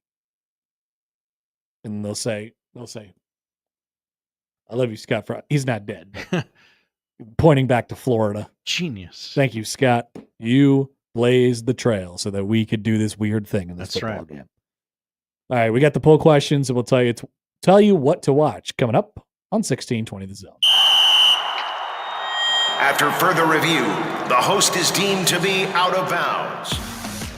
The Connor Happer Show returns in minutes on 1620 The Zone.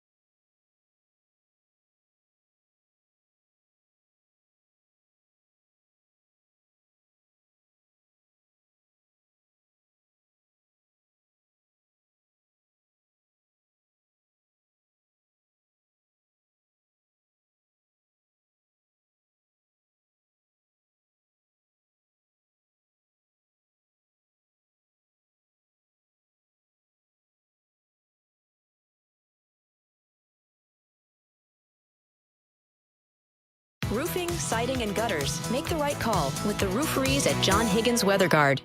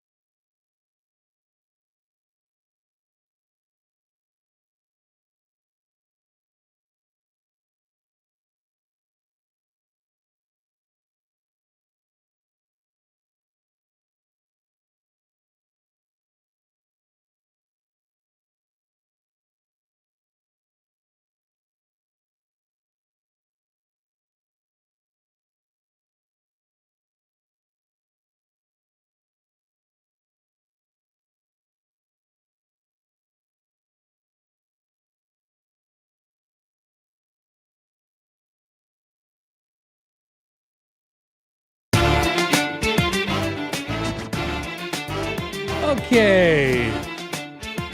Josh, did we have any poll questions today? We had one. Okay, I was going to say I thought we maybe had 3 or well, let's just get this out. We had 3. No, we didn't have 3. That should be our But if goal we would for have the had rest 2 of the more, we would have had 3. Thank you, John. Thank you, John. It's appreciated. One singular poll question. Yeah. Well, you miss an hour of the show. Yeah, I came in late. Started slow. Yeah. That was a weird first hour because first it was just me and Matt and Jimmy, and then it was just me and Jimmy, and because Matt was like, I have to go. Did he really get summoned to the meeting, by the way? I mean, he really wanted to be there because he wants to do a good job at the College World Series. I know. And we talked about that for a little bit because at like 10:15 though, he was like, okay, they're calling me. And I was like, I don't know that is happening, but you can go. If it happened, I don't know that it happened. Okay. I don't want to outright call him a liar because I don't have all the facts. Okay. All right. And the one singular poll question today was, can you have a weird take without being called a sociopath? I would like to live in a society where we can. Okay. Sometimes people have bad opinions on things. Sometimes people make bad predictions on things. It doesn't make them bad people. It doesn't make them sociopaths. I would just remember that the next time you see a Connor Happer prediction floating around on the internet. Wow. What a weird prediction by that guy, but I still think he's a good guy. Mm-hmm.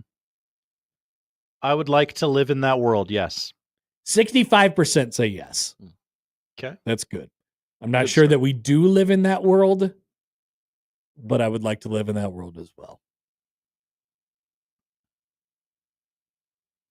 Those are the polls.